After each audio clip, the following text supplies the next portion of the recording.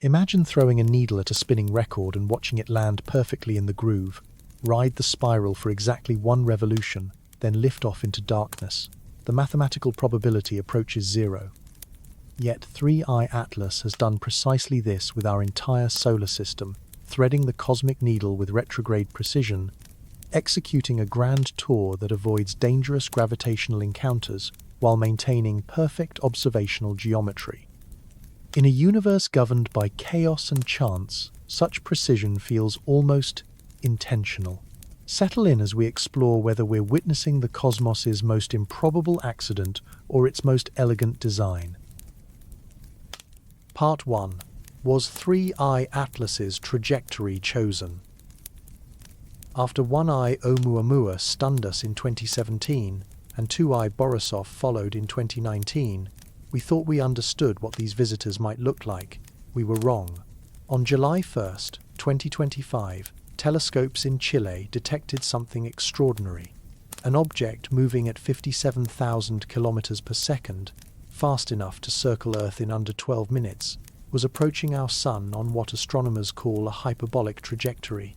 Translation: this thing wasn't bound by our star's gravity. It came from somewhere else, and it's going back to somewhere else. But here's where the story gets interesting. This interstellar wanderer, designated 3I-ATLAS, wasn't tumbling through space on some random path. Instead, it appeared to skim along the plane of our solar system, the same invisible disk where Earth, Mars, Jupiter, and all the planets orbit, but in the completely opposite direction. Like a motorcyclist racing backward down a highway, maintaining perfect lane discipline while everyone else flows forward, the precision was unsettling. At an inclination of 175 degrees, 3I-ATLAS missed perfect retrograde alignment with our planetary plane by just 5 degrees. In the infinite vastness of space, where objects can approach from literally any direction, what are the odds of such exacting geometry?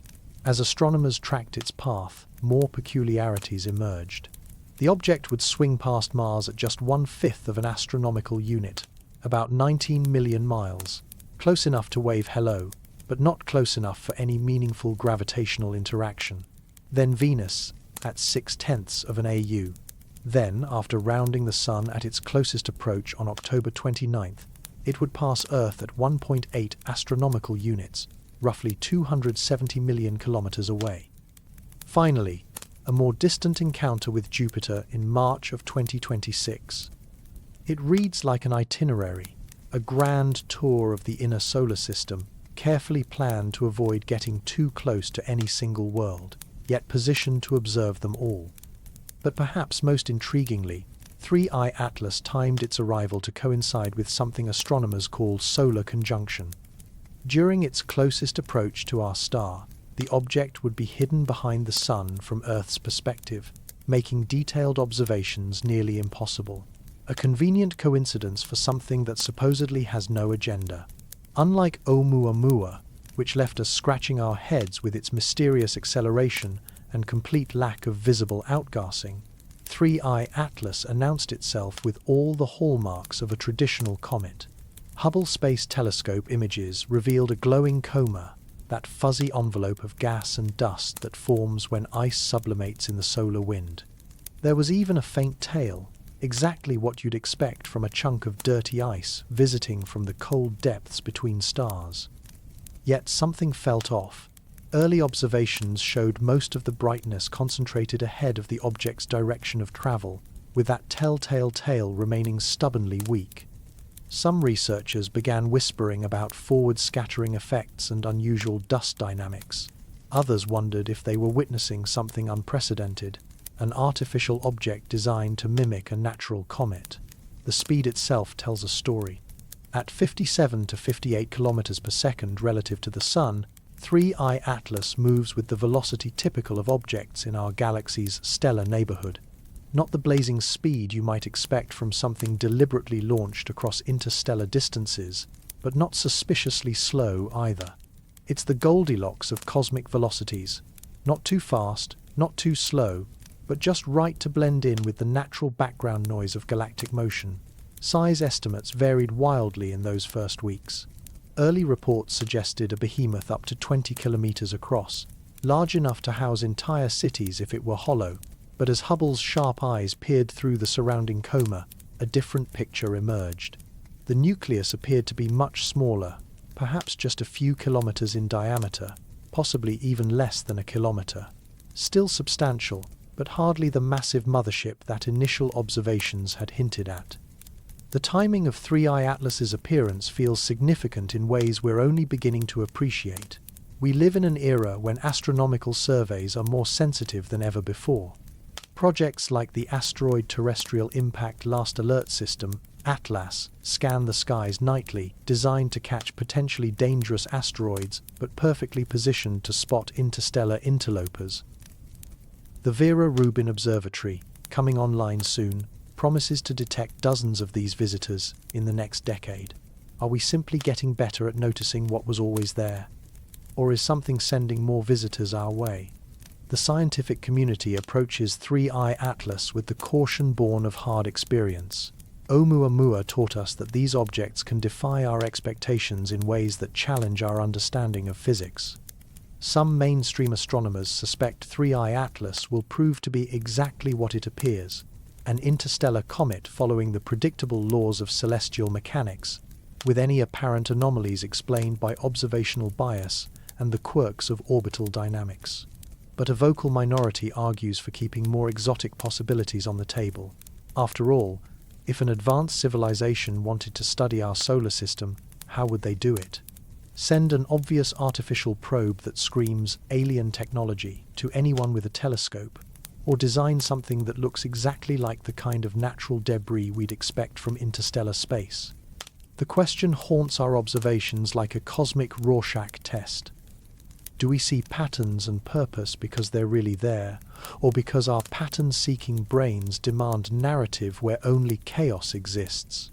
When 3IATLAS disappears behind the Sun during its closest approach, are we witnessing carefully planned reconnaissance, or simply the predictable geometry of orbital mechanics? NASA and the European Space Agency have both issued statements emphasizing 3IATLAS poses no threat to Earth. The closest it will come is still more than 4 times the distance to our Moon, a reassuring margin of safety. Yet safety was never really the concern. The concern is much more fundamental. Are we alone in the universe, or are we being watched?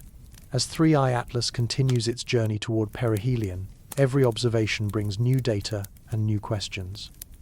Spectroscopic analysis could reveal the chemical fingerprints that distinguish between a natural comet and something more exotic. Thermal imaging might detect heat signatures inconsistent with passive solar heating. Radio telescopes listen for any signal, no matter how faint, that might suggest artificial origin. The object will remain observable through September 2025 before solar glare makes tracking impossible. Then, in early December, it will re-emerge from conjunction, potentially transformed by its close encounter with our star. Comets often look different after perihelion passage, brighter, more active, sometimes even fragmenting under thermal stress. What we see in those December observations might finally answer the question that has haunted us since that July discovery. Was 3IATLAS's trajectory chosen, or did we simply choose to notice it? In a universe where intention and coincidence can look remarkably similar, the distinction matters more than we might want to admit. Part 2. The Discovery. Atlas spots an interstellar interloper. Sometimes the most extraordinary discoveries begin with the most ordinary observations. On the night of July 1st, 2025, 2 robotic telescopes at the Atlas facility in Rio Hurtado, Chile, were doing what they do every clear night, methodically scanning the sky for anything that moves. Their mission is mundane but critical. Find asteroids that might threaten Earth before they find us.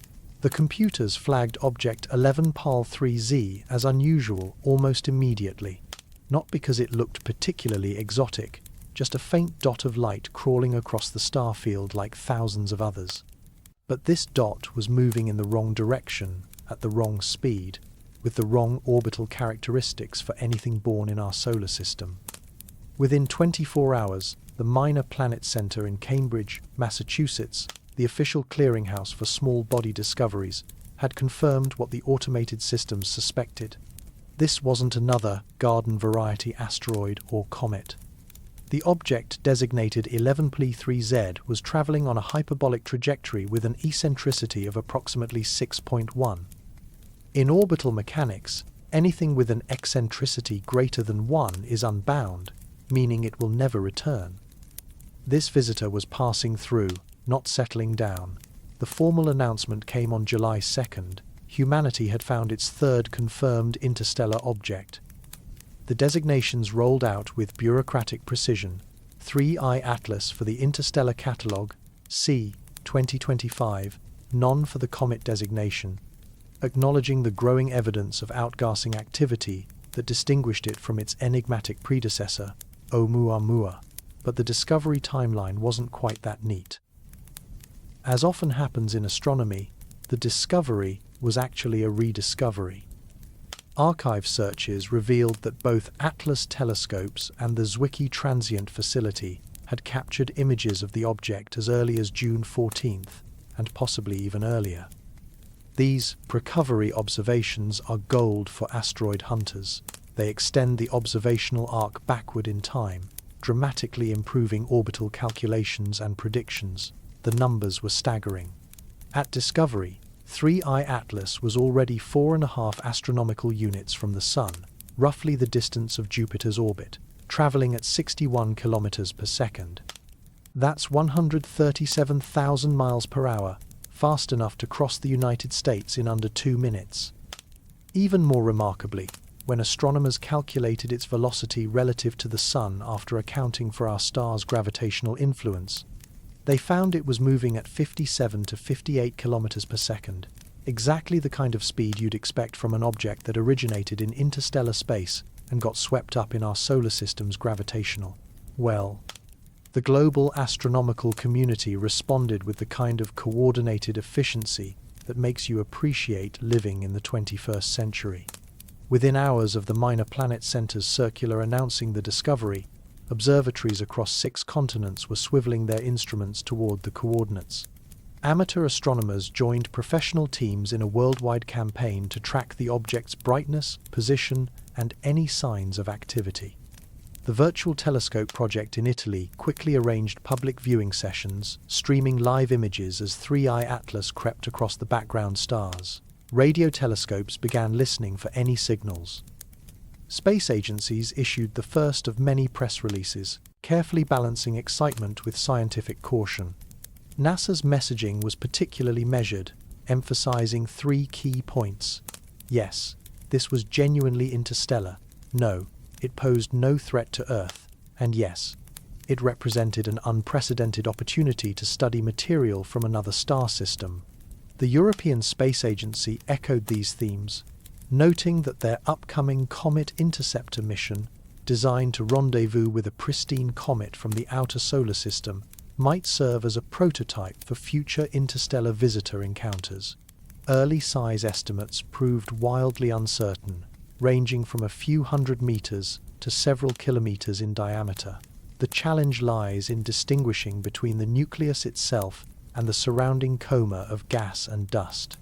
Without knowing the object's albedo, how much sunlight it reflects versus absorbs, and without understanding the contribution of outgassing to its overall brightness, astronomers were essentially guessing.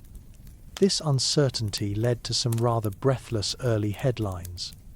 Several media outlets reported a potentially massive object, up to 20 kilometers across, barreling through our solar system. The reality, as Hubble Space Telescope observations would later reveal, was more modest but no less fascinating. The confusion stems from a fundamental challenge in asteroid and comet observation. When you look at these objects through a telescope, you're not seeing the solid surface the way you might observe Mars or Jupiter. Instead, you're seeing scattered sunlight from both the nucleus and any surrounding dust or gas. Separating these contributions requires sophisticated modeling and multiple observations at different wavelengths and phase angles. For 3IATLAS, this problem was compounded by its obvious activity. Unlike ʻOumuamua, which showed no visible signs of outgassing. This new visitor displayed a clear coma from the moment it was discovered. That fuzzy envelope of sublimated ice and liberated dust makes precise size measurements nearly impossible without detailed analysis. The media attention was immediate and intense. CNN ran segments comparing 3I-ATLAS to ʻOumuamua and speculating about its origin. The Guardian published explainers about interstellar objects and what their compositions might tell us about other planetary systems. Science journalists worked overtime to translate orbital mechanics into accessible language for curious readers. But perhaps more interesting was what the discovery revealed about our own capabilities. The detection of 3I-ATLAS demonstrated just how much our astronomical infrastructure had improved since Oumuamua's surprise appearance 8 years earlier. Better surveys, faster follow-up networks, more sophisticated analysis tools, we were no longer caught completely off guard by interstellar visitors. The ATLAS system itself deserves particular credit. Funded primarily to find potentially hazardous asteroids, its 4 telescopes, 2 in Hawaii, 1 in Chile, and 1 in South Africa, represent a kind of early warning system for threats from space. That this network also serves as humanity's first line of detection for objects from other star systems is a happy accident of geometry and timing. As July turned to August, the observational campaign intensified. Ground-based telescopes tracked 3I-ATLAS's brightness and color, looking for signs of how its activity might evolve as it approached the Sunday. Space-based instruments like Hubble prepared for detailed imaging sessions that would reveal the object's true nature. The discovery had answered one crucial question. We were indeed witnessing humanity's 3rd confirmed interstellar visitor. But it had raised dozens more. Where exactly had this object originated? What was its internal composition? How large was its nucleus beneath that growing coma? And perhaps most intriguingly, why did its trajectory seem to follow such a precise path through our planetary system? Amateur astronomers and professional researchers alike prepared for the months ahead, knowing that 3I-ATLAS would brighten as it approached the Sun, potentially revealing secrets about the formation and evolution of planetary systems light years from our own. The discovery phase was over. Now came the much more challenging task of understanding what we had found. The night sky had delivered another mystery wrapped in the deceptive simplicity of a moving dot of light. As telescopes around the world continued their patient watch, one thing was certain. 3I-ATLAS was about to teach us something new about the universe we thought we understood. Part 3. A rare visitor, only the 3rd of its kind. Imagine if meteorites were as rare as winning lottery tickets. You might go your entire lifetime without hearing of a single confirmed case, let alone witnessing one yourself. That's essentially the situation we faced with interstellar objects until very recently. For all of human history, we had never knowingly observed a single visitor from another star system passing through our cosmic neighborhood. Then, in October 2017, everything changed with ʻOumuamua. The name means scout or messenger in Hawaiian, and it certainly lived up to its designation as a herald of things we didn't expect. Oumuamua arrived with credentials that screamed, "Not from around here," a hyperbolic orbit, reddish coloration, and an elongated shape unlike anything in our solar system's inventory of asteroids and comets. But what really captured scientific attention wasn't what it was, but what it did. As Oumuamua rounded the Sun and began its journey back to interstellar space, astronomers detected something unprecedented. The object was accelerating. Not dramatically, but measurably, in a way that couldn't be explained by gravitational forces alone. The acceleration was modest, about 17 meters per second integrated over its entire solar passage, but it was real and it was pointing away from the Sunday. This non-gravitational acceleration sparked a scientific debate that continues today.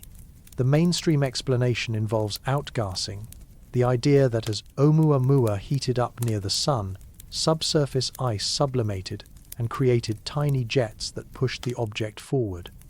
The catch? No one could see any evidence of this outgassing. No coma, no tail, no spectroscopic signatures of water or other volatiles. It was like watching a car accelerate without hearing the engine. More exotic explanations emerged.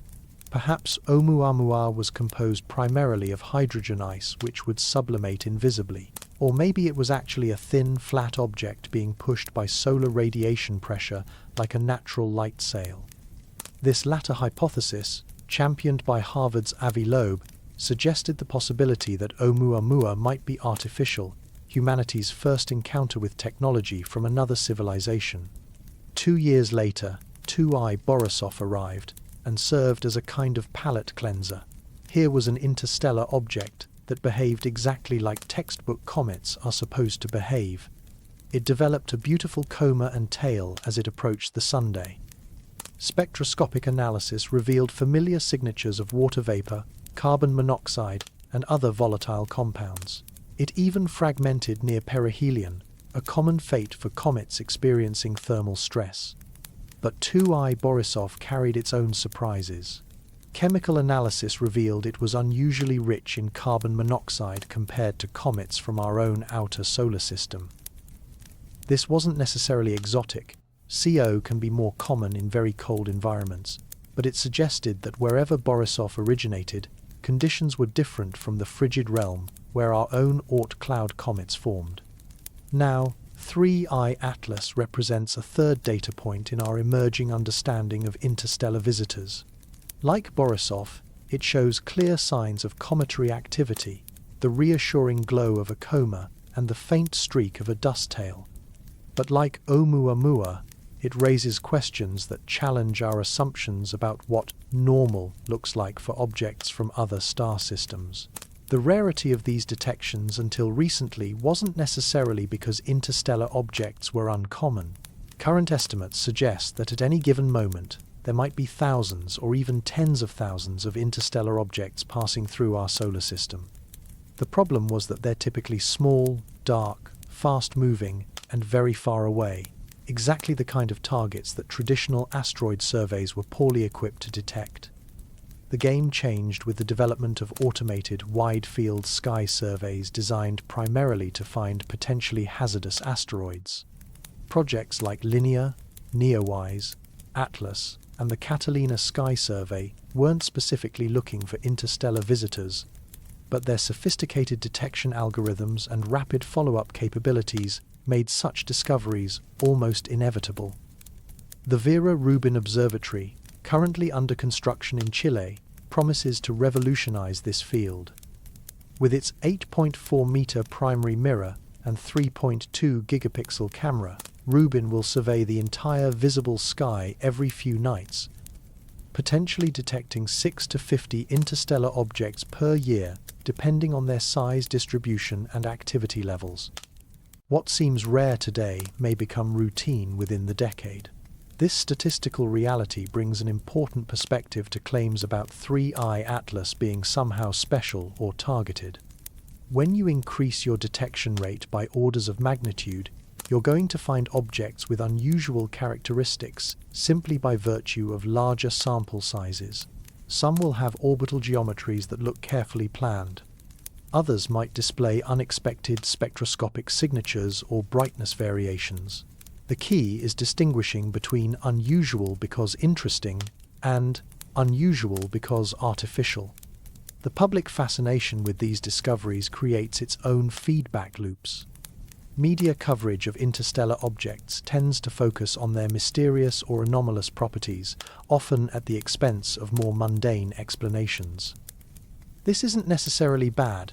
Wonder and curiosity drive scientific inquiry, but it can lead to premature conclusions about the significance of particular observations.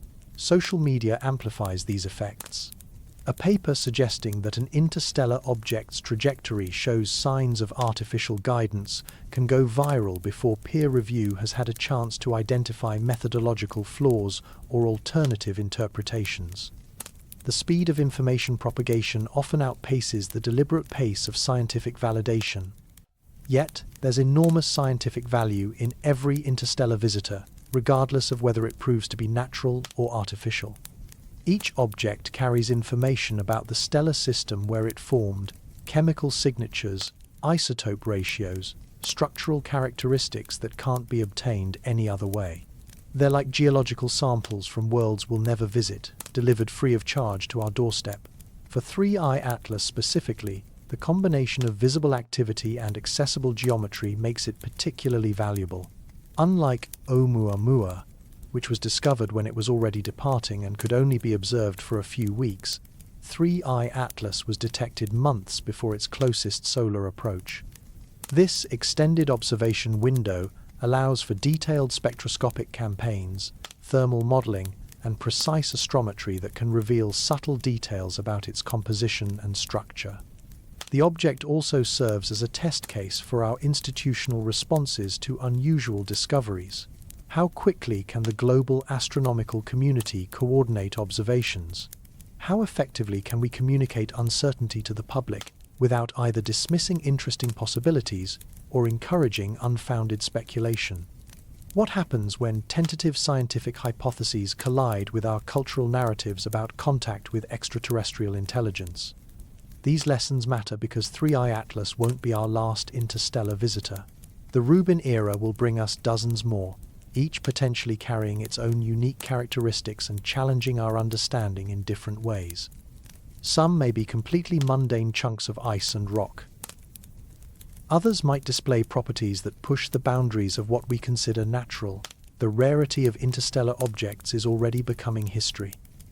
What remains rare is our experience in studying them systematically and our wisdom in interpreting what we find. 3I-ATLAS represents not just our third confirmed interstellar visitor, but our third opportunity to practice the delicate art of scientific investigation under intense public scrutiny. As we prepare for a future where such discoveries become routine rather than exceptional, the lessons we learn from 3I-ATLAS may prove as valuable as any specific scientific data it provides about its own nature and origin. Part 4. The Trajectory Puzzle, Geometry, Speed, and Fly-bys. Picture a cosmic billiard table where someone has just executed the most improbable shot in history. The cue ball, our 3I-ATLAS, approaches from the darkness beyond the table's edge, traveling at precisely the right angle and speed to skim along the felt surface, kiss past several other balls with mathematical precision, then roll off the opposite edge and disappear into the void. The precision is so remarkable that you find yourself wondering, was this shot planned? In orbital mechanics terms, 3I-ATLAS follows what astronomers call an extremely hyperbolic trajectory with an eccentricity of approximately 6.1. To understand what this means, imagine the difference between a circle, an ellipse, and a hyperbola. Planets orbit in ellipses with eccentricities less than 1. Earth's orbit has an eccentricity of just 0.017, making it nearly circular. A perfect circle has an eccentricity of exactly 0, while a parabola, the mathematical boundary between bound and unbound motion, has an eccentricity of exactly 1. Anything with an eccentricity greater than 1 follows a hyperbolic path, meaning it's moving too fast for the Sun's gravity to capture it permanently.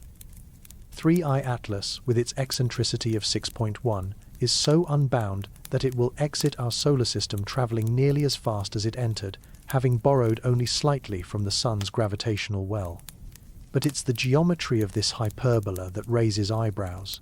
The object approaches our solar system from the general direction of Sagittarius toward the center of our galaxy, which might sound dramatic until you realize that's actually a fairly common direction for interstellar objects given our galaxy's rotation and stellar dynamics.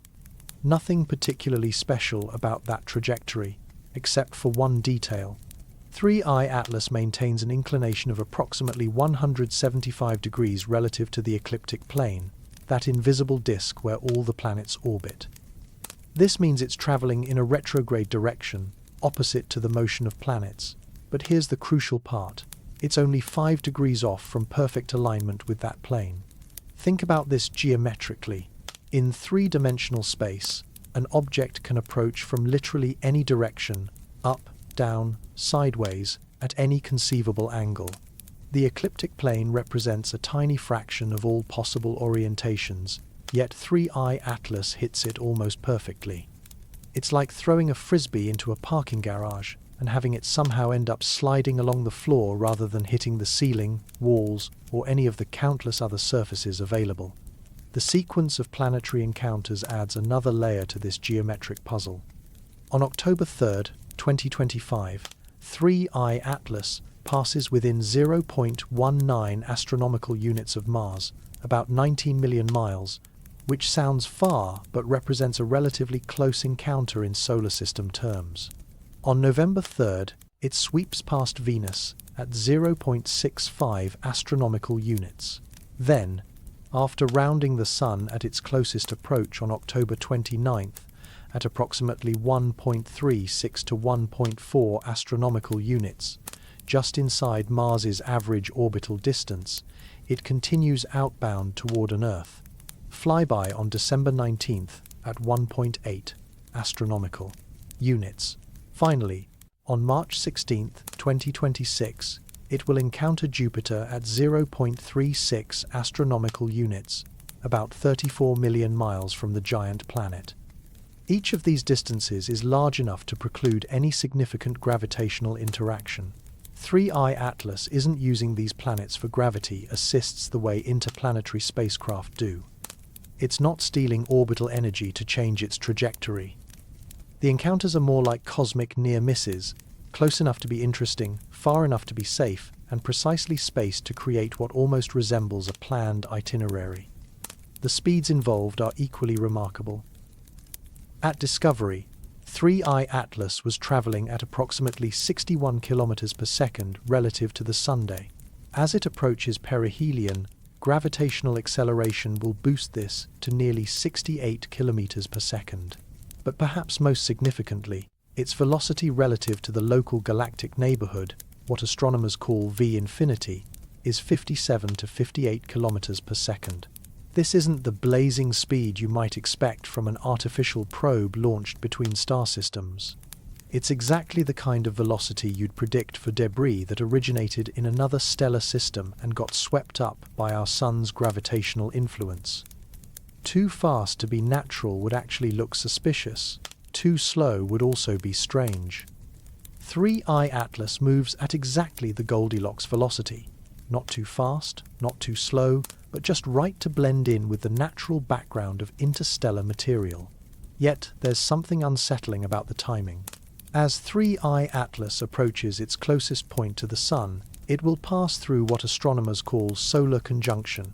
The object will be positioned behind the Sun as viewed from Earth, making detailed observations nearly impossible during its most active phase.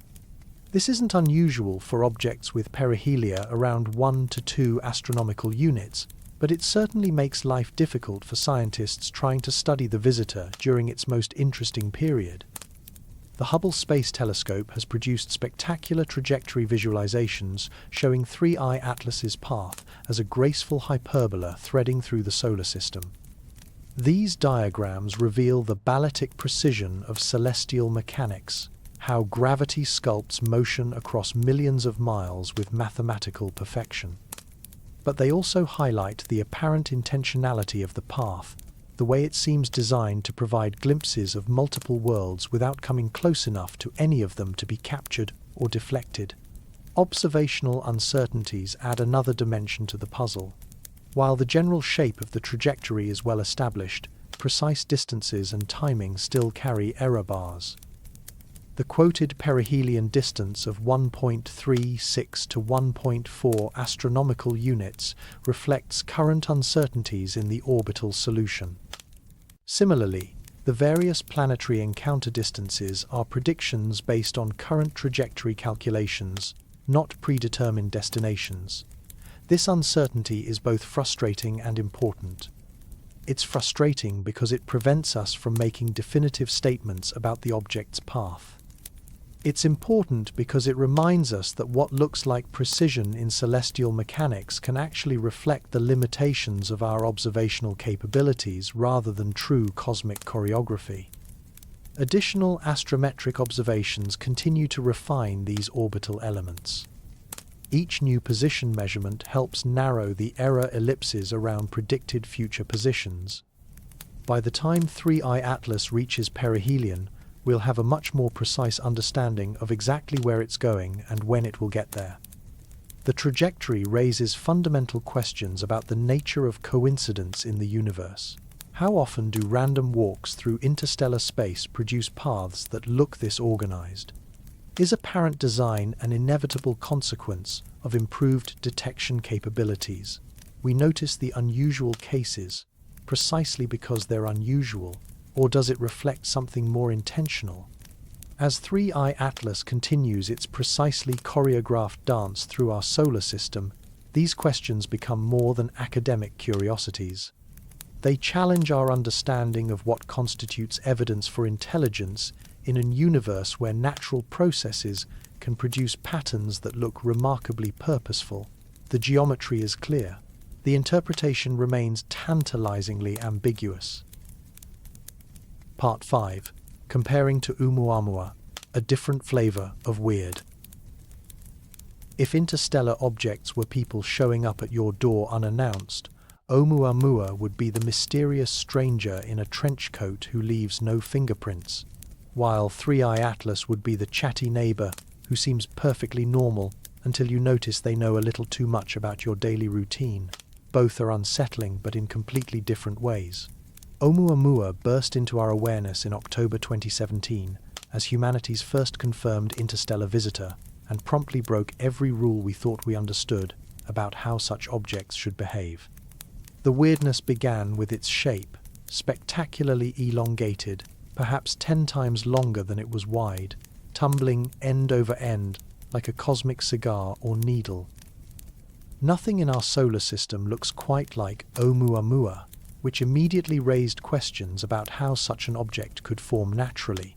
But the real mystery was its motion. As Oumuamua rounded the Sun and began its journey back to interstellar space, precision tracking revealed something unprecedented.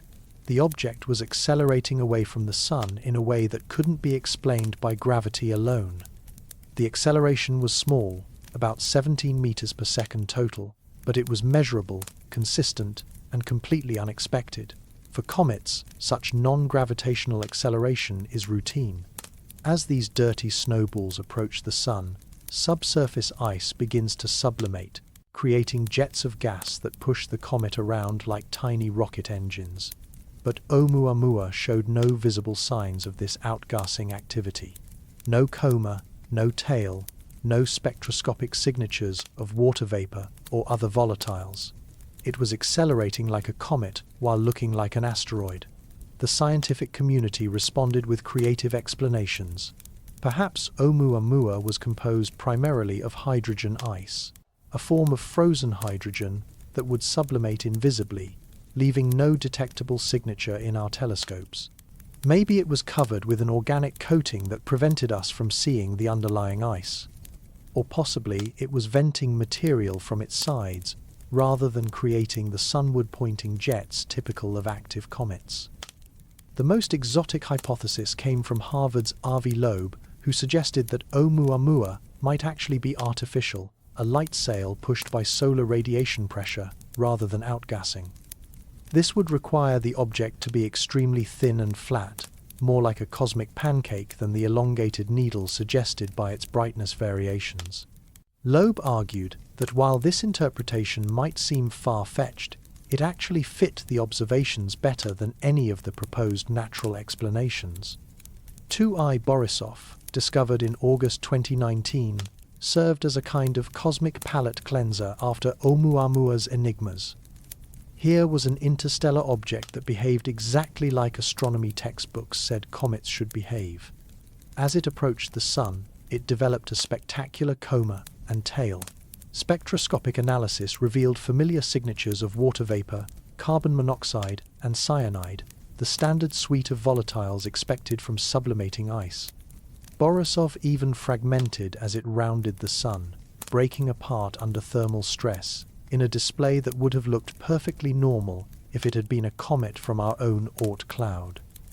The only unusual characteristic was its chemistry. particularly high concentrations of carbon monoxide compared to typical solar system comets. But this difference was easily explained by formation in a colder environment around a different star. Now 3I-ATLAS presents us with a third model of interstellar behavior, combining elements from both predecessors while introducing new puzzles of its own. Like Borisov, it shows clear signs of cometary activity from the moment of discovery. Hubble Space Telescope images reveal a well-developed coma and faint anti-solar tail, exactly what you'd expect from sublimating ice releasing dust into space. But the activity pattern is subtly different.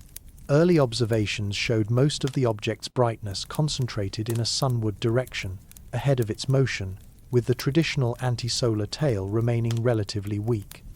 This forward-scattering brightness pattern isn't impossible for a natural comet, but it's unusual enough to raise questions about the dust's properties and distribution. Size constraints tell another interesting story. Initial reports suggested 3I-ATLAS might be enormous, potentially up to 20 kilometers in diameter, but as Hubble's sharp vision cut through the surrounding coma, a different picture emerged. The nucleus appears to be much smaller, with current estimates suggesting a radius of less than 2.8 kilometers, possibly as small as a few hundred meters. This size revision matters because it affects calculations of dust production rates and outgassing efficiency. A smaller nucleus would need to be much more active per unit surface area to produce the observed coma, potentially indicating either unusual composition or structural properties that distinguish it from typical solar system comets. The dust mass loss rate estimates range from 10 to 120 kilograms per second, depending on assumptions about grain size, distribution, and density. These numbers sound impressive until you realize that even the high end represents a tiny fraction of the object's total mass. A few kilometer nucleus could sustain such losses for thousands of years without significantly depleting its volatile reserves. Morphological analysis of the Hubble images reveals another intriguing detail. The sunward dust emission appears to originate from the day side of the nucleus, consistent with solar heating driving sublimation. This is exactly what you'd expect from a natural comet, yet the geometry creates an appearance that some observers have interpreted as unusual or potentially artificial. The spectroscopic story continues to evolve as 3I-ATLAS approaches the Sun and signal-to-noise ratios improve. Early attempts to detect gas signatures have yielded ambiguous results. Not surprising given the object's distance and the inherent challenges of observing faint emission lines against the background sky. The experience with 2I Borisov reminds us that patience is essential. Many of that object's most interesting chemical signatures only became apparent during its closest solar approach. What emerges from this comparison is a pattern of increasing familiarity combined with persistent anomalies. Oumuamua was thoroughly alien. Nothing like it existed in our catalogues of solar system objects. Borisov was reassuringly familiar despite its interstellar origin. 3I-ATLAS occupies a middle ground, obviously cometary, yet subtly different in ways that keep nagging at the edges of our understanding. The brightness evolution provides another point of comparison. Oumuamua's light curve showed dramatic variations consistent with a highly elongated, tumbling object. Borisov's brightness increased predictably as it approached the Sun, following the standard relationship expected for sublimating ice. 3I-ATLAS displays brightness patterns that are mostly consistent with cometary models, but with subtle deviations that have sparked debates about dust scattering properties and potentially unusual nucleus characteristics. Perhaps most importantly, the sequence of these three discoveries illustrates how our understanding of interstellar objects continues to evolve. Each visitor teaches us something new about the possible range of properties and behaviors we might expect from debris originating in other stellar systems. Oumuamua expanded our conception of what was possible. Borisov reassured us that familiar physics still applies. 3I-ATLAS suggests that the truth might lie somewhere in between, objects that are recognizably natural yet distinctly foreign. The observational challenges also differ significantly. Oumuamua was discovered when it was already outbound. providing only a few weeks of useful observations before it faded beyond detection limits. Borisov offered a more generous timeline, remaining observable for nearly a year as it made its closest approach to the Sunday. 3I-ATLAS provides perhaps the best observational opportunity yet, discovered months before perihelion and positioned for extended monitoring through multiple phases of its solar encounter. This extended observation window allows for more sophisticated analysis techniques. While Oumuamua's mysterious acceleration had to be inferred from precise astrometry over a short time baseline, 3I-ATLAS can be monitored for any signs of non-gravitational forces over many months.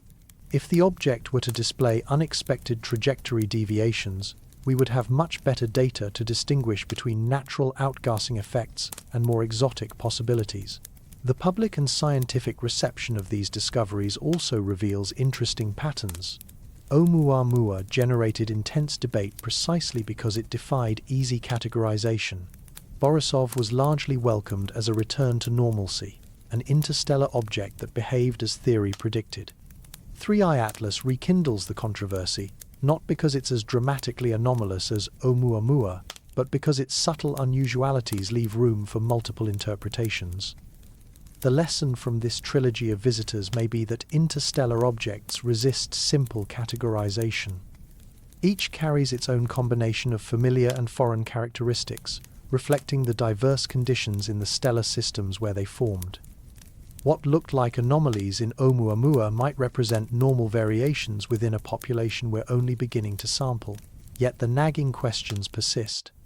If these objects are simply natural debris from other planetary systems, why do they keep surprising us?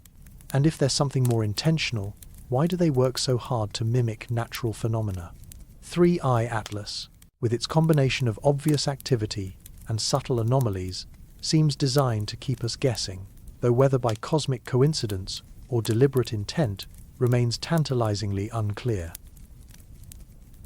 Part 6. Signs of anomalies. What looks off and what doesn't. There's a moment in every good mystery when you realize the evidence is pointing in two directions at once. The butler had means, motive, and opportunity, but so did the victim's business partner, and both their alibis check out. That's essentially where we find ourselves with 3I-ATLAS, accumulating a collection of observations that could support either a perfectly natural explanation or something considerably more intriguing. Start with the most visually striking anomaly, that near-perfect alignment with our solar system's planetary plane. At an inclination of 175 degrees, 3I-ATLAS approaches in retrograde motion, but stays within 5 degrees of the ecliptic. To the human eye, accustomed to thinking in terms of intention and design, this looks almost deliberately planned. Why would a random chunk of debris from interstellar space happen to arrive along the exact plane where all our planets orbit? The astronomical answer is more complex than it first appears. Survey selection effects play a crucial role here. Most asteroid and comet detection programs concentrate their searches near the ecliptic, where the vast majority of solar system objects reside. We're much more likely to discover objects that pass through these well-monitored regions than those that approach from high inclinations where fewer telescopes are watching. Additionally, the ecliptic isn't just an arbitrary reference plane. It represents the gravitational midplane of our solar system, where the combined mass of the Sun and planets creates a kind of cosmic watershed. Objects approaching from interstellar space experience subtle gravitational focusing effects that can preferentially deflect them toward this plane. So, while the alignment looks suspicious, it might actually represent a natural consequence of solar system dynamics. The sequence of planetary encounters adds another layer of apparent intentionality. 3I-ATLAS will pass Mars at 0.19 astronomical units, Venus at 0.65 astronomical units, Earth at 1.8 astronomical units, and Jupiter at 0.36 astronomical units. Laid out chronologically, this reads like a carefully planned grand tour of the inner solar system, but orbital mechanics tells a different story. These aren't close encounters in any meaningful gravitational sense. the object won't receive significant deflection or energy transfer from any of these planets. The missed distances are large enough that 3I Atlas essentially ignores the planet's gravitational wells, following its predetermined hyperbolic path with only minimal perturbation. More troubling to some observers is the timing of solar conjunction. As 3I Atlas reaches its closest approach to the Sun on October 29th to 30th, it will be positioned almost directly behind our star, as viewed from Earth. This makes detailed observations nearly impossible during what should be the object's most active phase, when heating effects peak and any unusual characteristics might be most apparent. Skeptics might argue this timing looks convenient for something trying to avoid scrutiny. But astronomers point out that solar conjunction is an inevitable consequence of orbital geometry for any object with a perihelion distance around 1 to 2 astronomical units. It's not hiding, it's just following the predictable laws of celestial mechanics. The brightness morphology presents more subtle challenges to straightforward interpretation. Hubble Space Telescope images show most of the object's luminosity concentrated sunward, ahead of its direction of motion, with a relatively weak traditional comet tail pointing away from the sunday. This forward scattering pattern isn't impossible for natural dust, but it's unusual enough to spark debate. Some commentators have suggested this brightness distribution indicates self-luminosity, the object generating its own light rather than merely reflecting and scattering sunlight. This would indeed be extraordinary, potentially indicating internal energy sources inconsistent with passive rock and ice. But the Hubble analysis team interprets the same observations as normal illumination geometry combined with forward scattering dust properties. Size estimates have also generated confusion and speculation. Early media reports suggested a massive object potentially 20 kilometers in diameter, large enough to house cities if it were artificial. These estimates were based on brightness observations that didn't account for coma contamination and made conservative assumptions about surface reflectivity. As Hubble's sharp resolution began separating the nucleus from its surrounding gas and dust envelope, a more modest picture emerged. Current models constrain the nucleus radius to less than 2.8 kilometers, with some solutions suggesting an object just a few hundred meters across. Still substantial, but hardly the massive mothership that initial reports implied. This size revision actually creates new puzzles. A smaller nucleus would need to be remarkably active per unit surface area to produce the observed coma brightness. Either 3I Atlas is composed of unusually volatile material, or its internal structure allows for more efficient outgassing than typical solar system comets. The dust production rates estimated from Hubble observations range from 10 to 120 kilograms per second, depending on assumptions about particle size distribution. While these numbers sound impressive, they represent only a tiny fraction of the object's probable mass. Even a modest few-kilometer nucleus could sustain such losses for millennia without significant depletion. Chemical analysis remains frustratingly incomplete due to the object's distance and the current limitations of spectroscopic observations. Early attempts to detect specific gas species, water vapor, carbon monoxide, carbon dioxide, cyanide, have yielded ambiguous results. This absence of clear spectroscopic signatures doesn't prove the object is unusual. It might simply reflect the challenges of observing faint emission lines against the background sky. The experience with 2I Borisov counsels patience here. Many of that object's most interesting chemical characteristics only became apparent as it approached perihelion, and warming effects boosted gas production to detectable levels. 3I Atlas may yet reveal distinctive compositional fingerprints as it draws closer to the sunday. Perhaps most intriguingly, some researchers have noted subtle asymmetries in the object's brightness and morphology that resist easy explanation through standard comet models. The sunward dust emission appears slightly offset from the nucleus center, potentially indicating localized outgassing from specific surface regions rather than the more uniform activity typical of solar system comets. These morphological details matter because they could distinguish between thermal heating effects, which should create relatively symmetric outgassing patterns, and more exotic energy sources that might produce structured or directional emissions. However, interpreting such subtle features requires extremely careful calibration of instrumental effects and atmospheric distortions. The rotation state of 3I Atlas remains largely unknown, another gap that limits our ability to model its activity patterns. Most comets show clear periodic variations in brightness and morphology as different regions of their surfaces rotate into and out of sunlight. The absence of obvious rotational signatures could indicate either a very long rotation period, a nearly spherical shape, or viewing geometry that minimizes the visibility of rotational effects.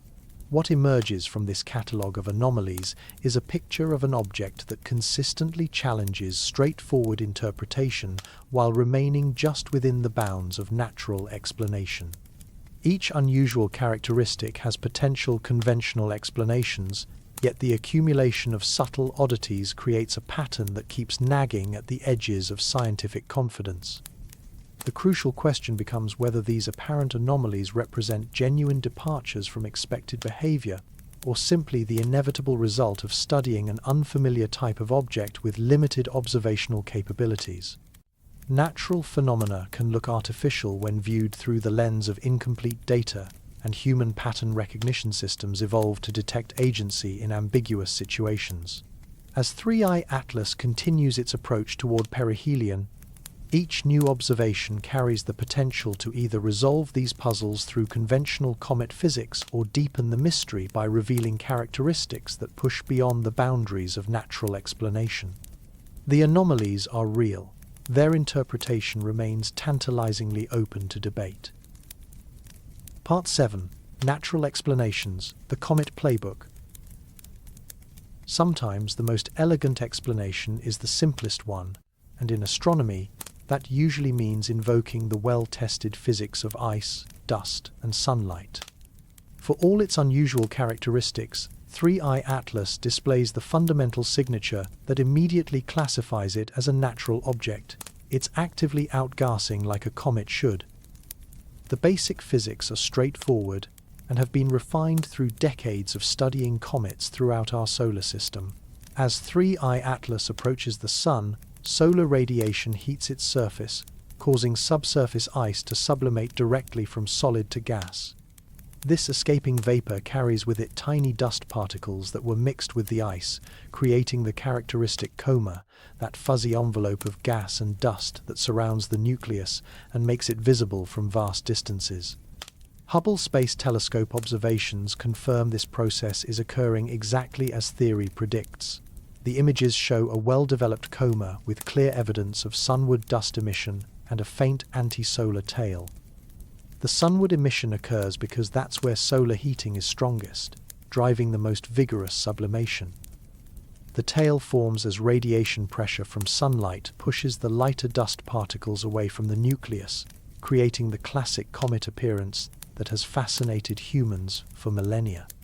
The dust production rates, estimated from these observations, 10 to 120 kilograms per second, depending on particle size assumptions, fall well within the range observed for active comets in our own solar system. While this might sound like a lot of material, it represents an infinitesimal fraction of the object's total mass. A nucleus just 2 kilometers in radius contains roughly 4 billion kilograms of material, meaning 3I Atlas could sustain current activity levels for thousands of years without noticeable depletion. Surface brightness modeling using Hubble data constrains the nucleus size to a radius of less than 2.8 kilometers, with some solutions suggesting an object possibly smaller than 1 kilometer across. This size range is perfectly reasonable for interstellar debris. Planetary formation processes inevitably produce vast quantities of leftover material in these size ranges, and some fraction will inevitably be ejected from their home systems through gravitational interactions with planets or stellar companions. The forward scattering brightness pattern that has sparked speculation about artificial illumination finds a much simpler explanation in dust physics. When small particles scatter sunlight, the efficiency depends strongly on the scattering angle, the angle between the incoming sunlight and the direction toward the observer. Forward scattering, where light approaches from behind the particles, can be dramatically more efficient than backward scattering for certain particle size distributions. This effect explains why 3I-ATLAS appears brightest in the sunward direction without requiring any exotic energy sources. The dust grains in its coma are simply scattering sunlight more efficiently when viewed from certain angles, creating an appearance that might look unusual to observers unfamiliar with the subtleties of optical scattering theory. The orbital dynamics also follow natural patterns. The hyperbolic trajectory with an eccentricity around 6.1 indicates an object moving at typical interstellar velocities. The velocity infinity of 57 to 58 km per second matches exactly what we'd expect for debris that originated in the galactic thick disk and encountered our solar system's gravitational well. These speeds aren't exotic or artificially contrived. They represent the natural consequence of stellar motions within our galaxy.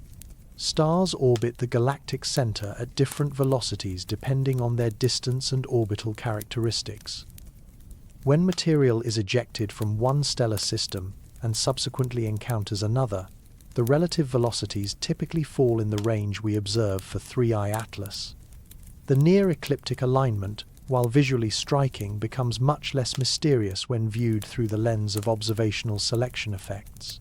Ground-based sky surveys concentrate their efforts near the ecliptic plane for practical reasons.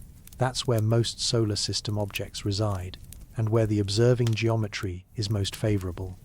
We're inherently more likely to discover interstellar objects that pass through these well-monitored regions. Additionally, the ecliptic plane isn't arbitrary. It represents the gravitational midplane of our solar system, where the combined mass of the Sun and planets creates focusing effects that can preferentially deflect approaching objects toward this plane. The apparent targeting of the ecliptic might actually reflect natural gravitational dynamics rather than intentional navigation. Even the timing of solar conjunction finds a straightforward explanation in orbital mechanics.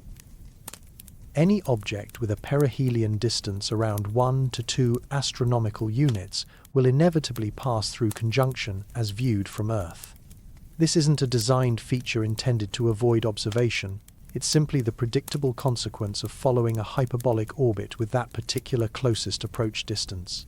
The sequence of planetary encounters, while superficially resembling a planned tour, results from the same orbital geometry that creates the conjunction timing. The retrograde trajectory skimming the ecliptic plane naturally brings 3I-ATLAS within several astronomical units of multiple planets, but the missed distances are far too large for any meaningful gravitational interactions. These aren't targeted flybys. They're simply the inevitable result of threading a hyperbolic path through a system where most massive objects concentrate near a single plane. Compositional analysis, while still preliminary, shows no obvious departures from expected comet chemistry. The difficulty in detecting specific gas species reflects the observational challenges of studying faint emission lines at large distances, not necessarily unusual chemical composition. Experience with 2I Borisov reminds us that many spectroscopic signatures only become apparent as objects approach perihelion, and heating effects boost gas production to more easily detectable levels. The morphological details revealed by Hubble imaging, the slightly asymmetric dust distribution, the offset between peak brightness and nuclear center, find ready explanations in the complex physics of cometary outgassing. Real comet nuclei aren't perfect spheres with uniform composition. They're rubble piles of ice and rock with irregular surfaces, varying volatile concentrations, and complex internal structures that create localized jets and asymmetric activity patterns. Seasonal effects also play a role.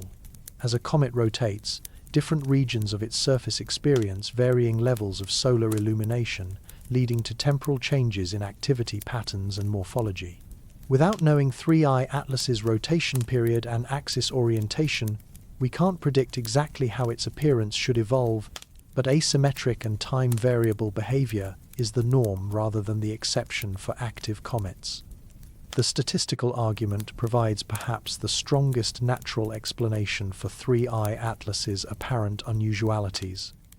As our detection capabilities improve and we begin observing larger numbers of interstellar objects, we should expect to find some that display characteristics that appear special or unusual simply due to random variation.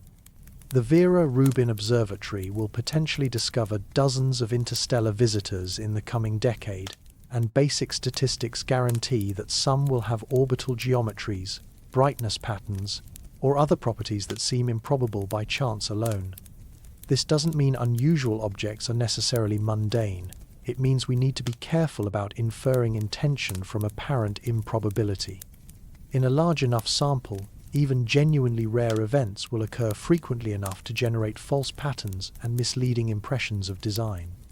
The accumulating evidence supports a straightforward interpretation. 3IATLAS is an interstellar comet, behaving largely as natural physics predicts.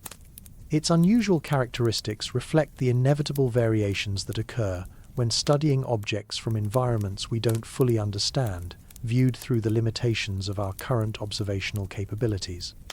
The Comet Playbook, refined through centuries of studying objects in our own solar system, appears to work just as well for visitors from other stars. Part 8.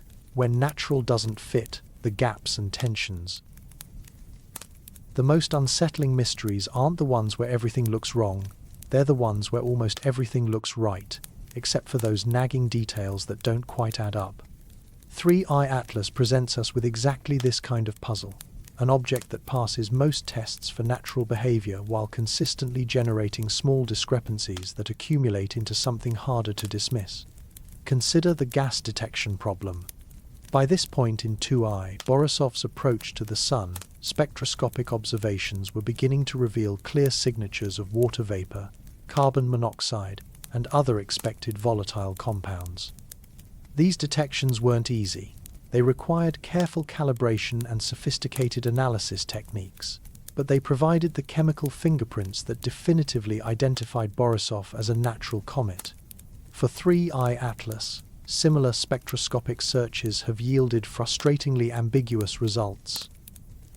Early attempts to detect water vapor, carbon dioxide, carbon monoxide, and cyanide have produced only upper limits, constraints on how much of these gases could be present without being detected, rather than positive identifications of their presence. This doesn't prove the gases aren't there, but it does suggest they're either present at unexpectedly low levels, or the outgassing is somehow different from typical cometary behavior. The absence of clear gas detections becomes more puzzling when compared to the obvious dust activity. Hubble images show substantial coma development and dust production rates that require significant volatile sublimation to lift particles off the nucleus surface. Where's all that gas coming from if we can't detect the expected molecular signatures? One possibility is that 3IATLAS is dominated by more exotic volatiles that don't produce easily detectable spectroscopic lines. Carbon monoxide, for instance, produces weaker emission features than water vapor and might dominate the gas production without being as readily observable. Alternatively, the object might contain significant amounts of very fine dust that scatters light efficiently while requiring less gas production to become airborne. But these explanations start to feel contrived when stacked against the mounting list of other subtle anomalies. The brightness asymmetry provides another example. While forward scattering can indeed explain enhanced sunward brightness, the degree and persistence of this asymmetry in 3IATLAS pushes against the boundaries of what standard dust models predict for natural particles. Computer simulations of comet dust dynamics typically produce more symmetric coma profiles than what we observe, particularly at the distances where 3IATLAS was first imaged. The sunward concentration appears stronger and more localized than models suggest should occur for randomly distributed particles being pushed by radiation pressure and solar wind effects. Size estimation discrepancies add another layer of complexity. The dramatic revision from early estimates of 10 to 20 kilometers down to just a few kilometers reflects more than simple observational uncertainty. It suggests either the initial assumptions about surface reflectivity were badly wrong, or the relationship between nucleus size and coma brightness is more complicated than standard models assume. A smaller nucleus producing the observed level of activity implies either unusually high volatile content, the object is more icy than typical comets, or more efficient outgassing mechanisms. Both possibilities are plausible but would make 3I-ATLAS statistically unusual compared to the population of comets we've studied in our own solar system. The ecliptic alignment issue refuses to go away despite reasonable explanations involving selection effects and gravitational focusing. While these processes can preferentially direct objects toward the ecliptic plane, quantifying exactly how much bias they introduce requires sophisticated modeling of detection probabilities and interstellar object approach geometries. The existing literature provides rough estimates, but the error bars are large enough that genuinely unusual alignments could still hide within the uncertainties. More troubling is the lack of comprehensive statistical analysis of the complete trajectory geometry. Yes, the ecliptic alignment might be explained by selection effects. Yes, the planetary encounter sequence might result from natural orbital mechanics. But what's the probability of both occurring simultaneously, along with the fortuitous solar conjunction timing and the other subtle anomalies we've catalogued? Proper statistical analysis would require careful modeling of observational biases, multiple testing corrections for the number of different anomalies being evaluated, and realistic prior probability estimates for various natural and artificial scenarios. Such analysis is computationally intensive and methodologically challenging, which might explain why definitive calculations haven't appeared in the peer-reviewed literature. The solar conjunction timing deserves particular scrutiny, precisely because it's so easily dismissed as natural. While conjunction is indeed common for objects with perihelia around 1 to 2 astronomical units, the timing is remarkably convenient for avoiding detailed observation during peak activity. A truly random arrival time would be just as likely to provide optimal viewing geometry during perihelion passage. The cumulative effect of these gaps and tensions creates what philosophers of science call the problem of auxiliary hypotheses. Each individual anomaly can be explained by adding specific assumptions: unusual dust properties here, atypical volatile composition there, observational selection effects everywhere. But as the number of required auxiliary hypotheses grows, the overall explanation becomes increasingly complex and post hoc. This doesn't prove the natural explanation is wrong, but it does highlight how our confidence in that explanation depends on a growing collection of assumptions that haven't been independently verified. Science works best when theories make specific, testable predictions that can be confirmed or falsified through observation. The challenge with 3I-ATLAS is that most of the proposed natural explanations are flexible enough to accommodate almost any observation after the fact. Rotation period measurements illustrate this problem perfectly. Most active comets show clear periodic variations in brightness and morphology as different surface regions rotate in and out of sunlight. The absence of obvious rotational signatures in 3I-ATLAS could indicate a very long rotation period, a nearly spherical shape, pole-on viewing geometry, or uniform surface composition. Each explanation is plausible individually, but the lack of independent constraints means we can't distinguish between them or assess their relative probabilities. The temporal evolution of the object's appearance provides another area where natural models struggle with precise predictions. Comet activity typically increases as objects approach the Sun, following well-established relationships between heliocentric distance and sublimation rates.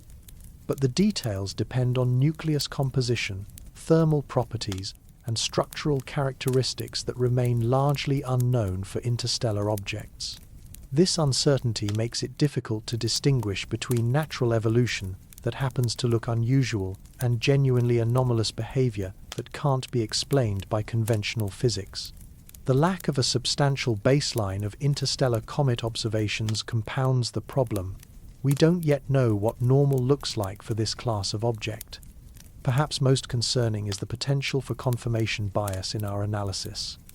Having been primed by Oumuamua's anomalies and the ongoing debate about possible artificial objects, researchers might be unconsciously more likely to notice and emphasize unusual characteristics while downplaying conventional explanations. This bias can operate in both directions, both toward and away from exotic interpretations. The media attention surrounding 3I-ATLAS creates additional pressure for definitive statements about its nature, even when the scientific analysis remains genuinely uncertain.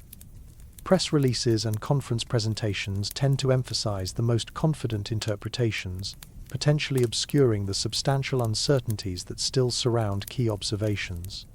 What we're left with is an object that consistently generates small discrepancies between observation and expectation, non-decisive individually but cumulatively suggestive that our understanding remains incomplete. Whether these gaps point toward exotic physics or simply reflect the limitations of studying unfamiliar objects with imperfect tools remains the central question that 3I-ATLAS poses to our scientific understanding. Part 9. The idea of intent. What would chosen mean? Imagine you're a cosmic traffic controller watching objects move through three-dimensional space at tremendous velocities across distances that dwarf human comprehension. What would it even mean for one of those trajectories to be chosen, rather than the inevitable result of gravitational physics and random initial conditions? This question cuts to the heart of what we're really asking when we wonder whether 3I-ATLAS's path shows signs of intention. At the most basic level, a chosen trajectory would require some form of active guidance, the ability to make course corrections that deviate from a purely gravitational path. In our own solar system, spacecraft demonstrate such capability through rocket burns that change velocity in precise directions at specific times. These maneuvers create detectable signatures in the form of sudden acceleration changes that can't be explained by gravitational forces alone. ʻOumuamua provided a perfect example of how subtle such signatures can be. Its non-gravitational acceleration amounted to just 17 meters per second total, barely enough to change the object's speed by the pace of a leisurely jog over its entire passage through the inner solar system.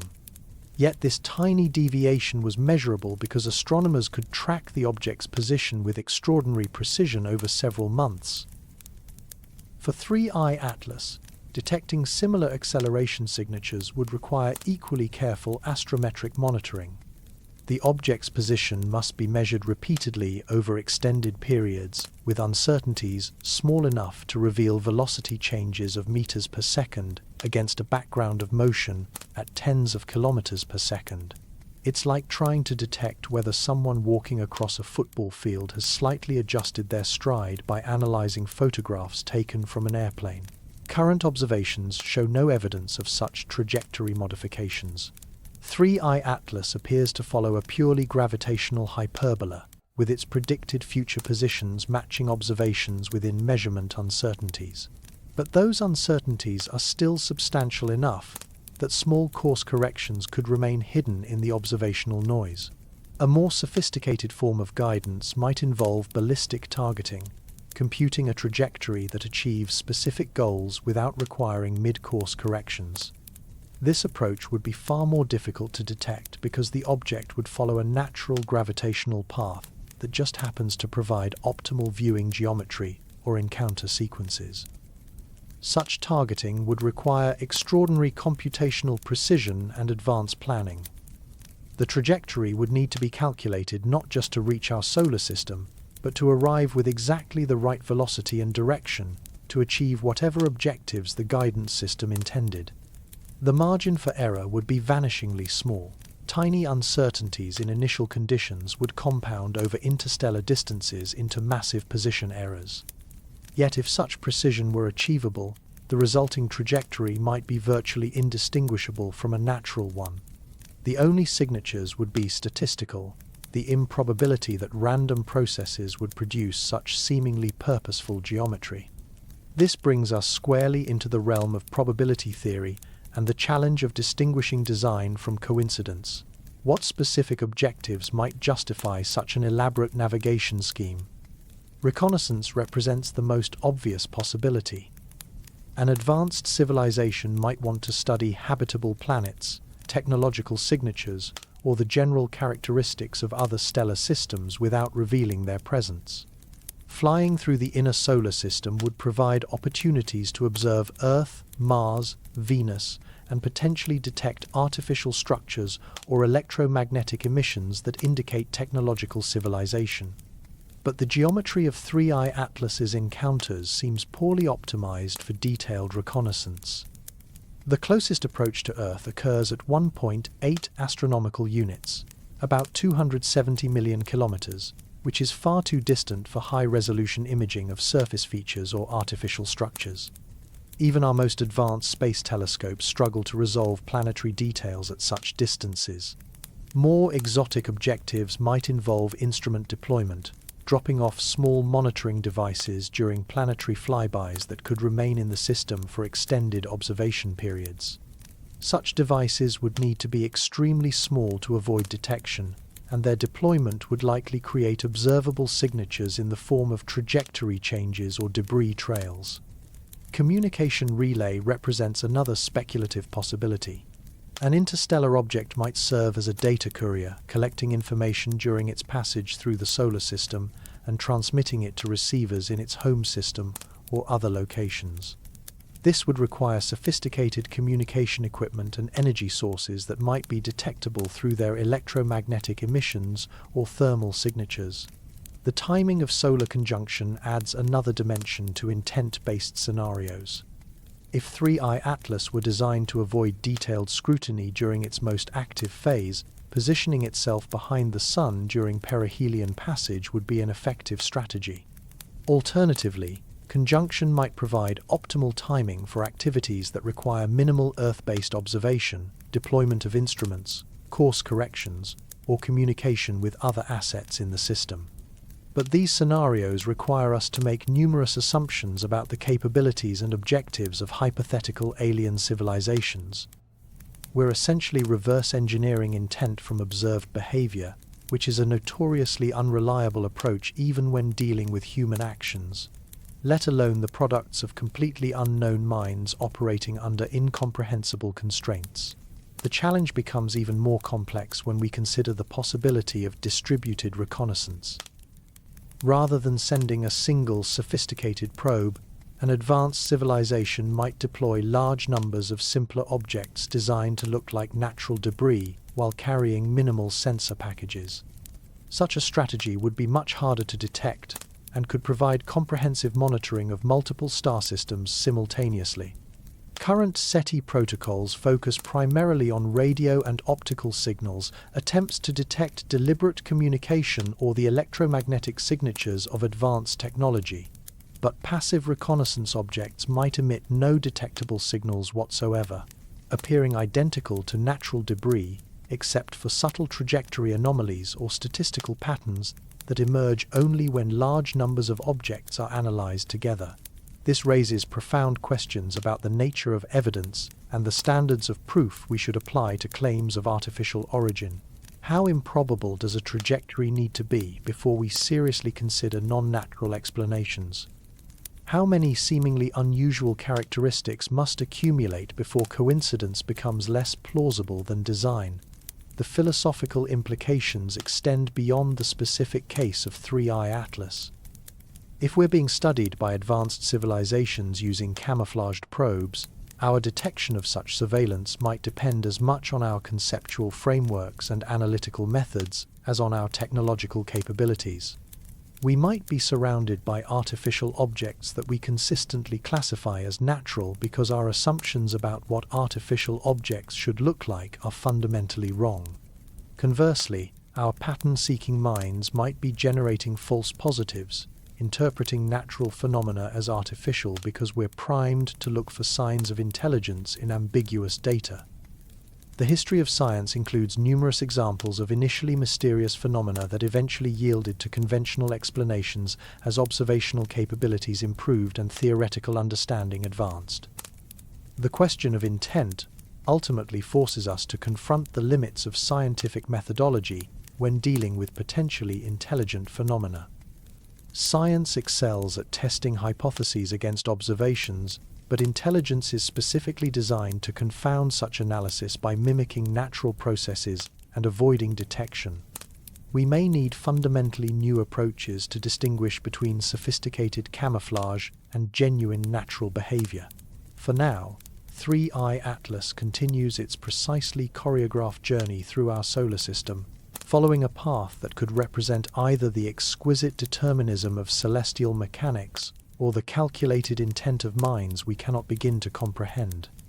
The distinction may matter less than our willingness to remain open to both possibilities while maintaining the rigorous standards of evidence that distinguish science from speculation. Part 10. Cosmic Scales of Chance. How unlikely is this path?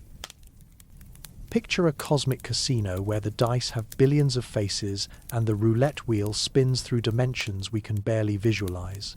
Every trajectory through space represents one outcome from an almost infinite number of possibilities. Yet our brains, evolved to spot patterns in the African savanna, insist on seeing intentional design in what might be nothing more than the inevitable result of rolling cosmic dice often enough. This is the fundamental challenge in assessing whether 3IATLAS's trajectory represents genuine anomaly or mere statistical inevitability. When dealing with astronomical scales of space, time, and probability, our intuitions about what constitutes unlikely break down completely. Consider the basic geometry first. The ecliptic plane, that invisible disk where our planets orbit, represents a tiny fraction of all possible approach directions for an interstellar object.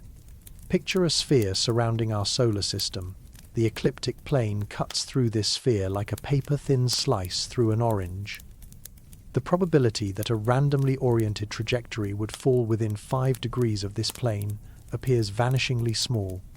But this calculation ignores crucial observational biases that skew our sample toward exactly such trajectories.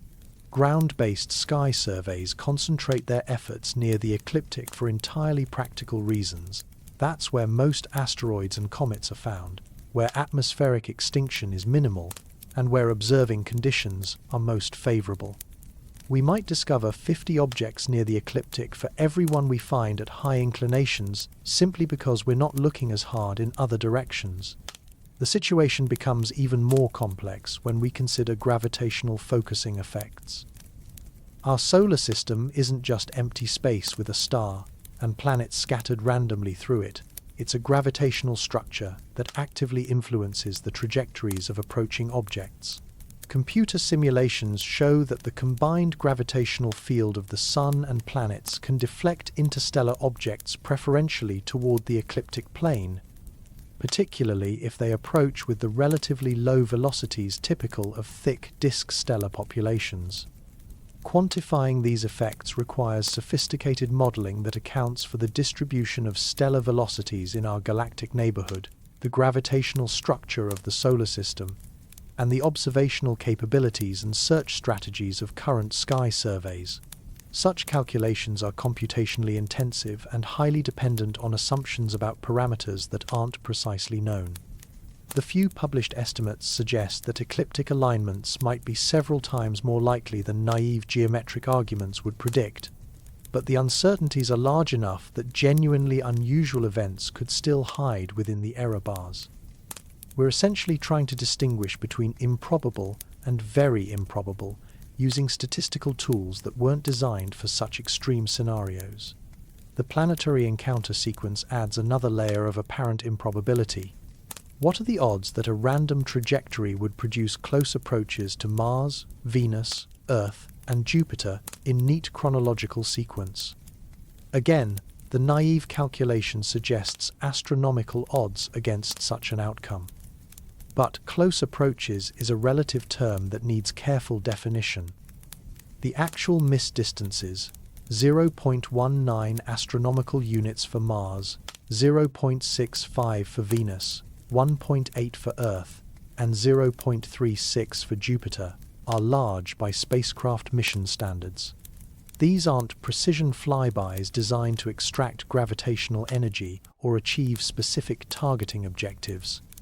They're simply the inevitable consequence of a retrograde hyperbolic trajectory threading through a system where most massive objects concentrate near a single plane. The crucial insight is that any trajectory skimming the ecliptic plane will necessarily encounter multiple planets at various distances. The specific sequence and timing depend on the exact orbital geometry, but some form of multi-planet encounter sequence is almost guaranteed rather than improbable. We're not calculating the odds of hitting specific targets, but rather the probability that targets happen to be positioned along a predetermined path. Solar conjunction timing provides another example of apparent fine-tuning that dissolves under careful analysis. The fact that 3I-ATLAS disappears behind the Sun during its closest approach looks suspiciously convenient for an object trying to avoid detailed observation. But any object with a perihelion distance around 1 to 2 astronomical units will inevitably pass through conjunction as viewed from Earth. It's a geometric necessity, not a designed feature.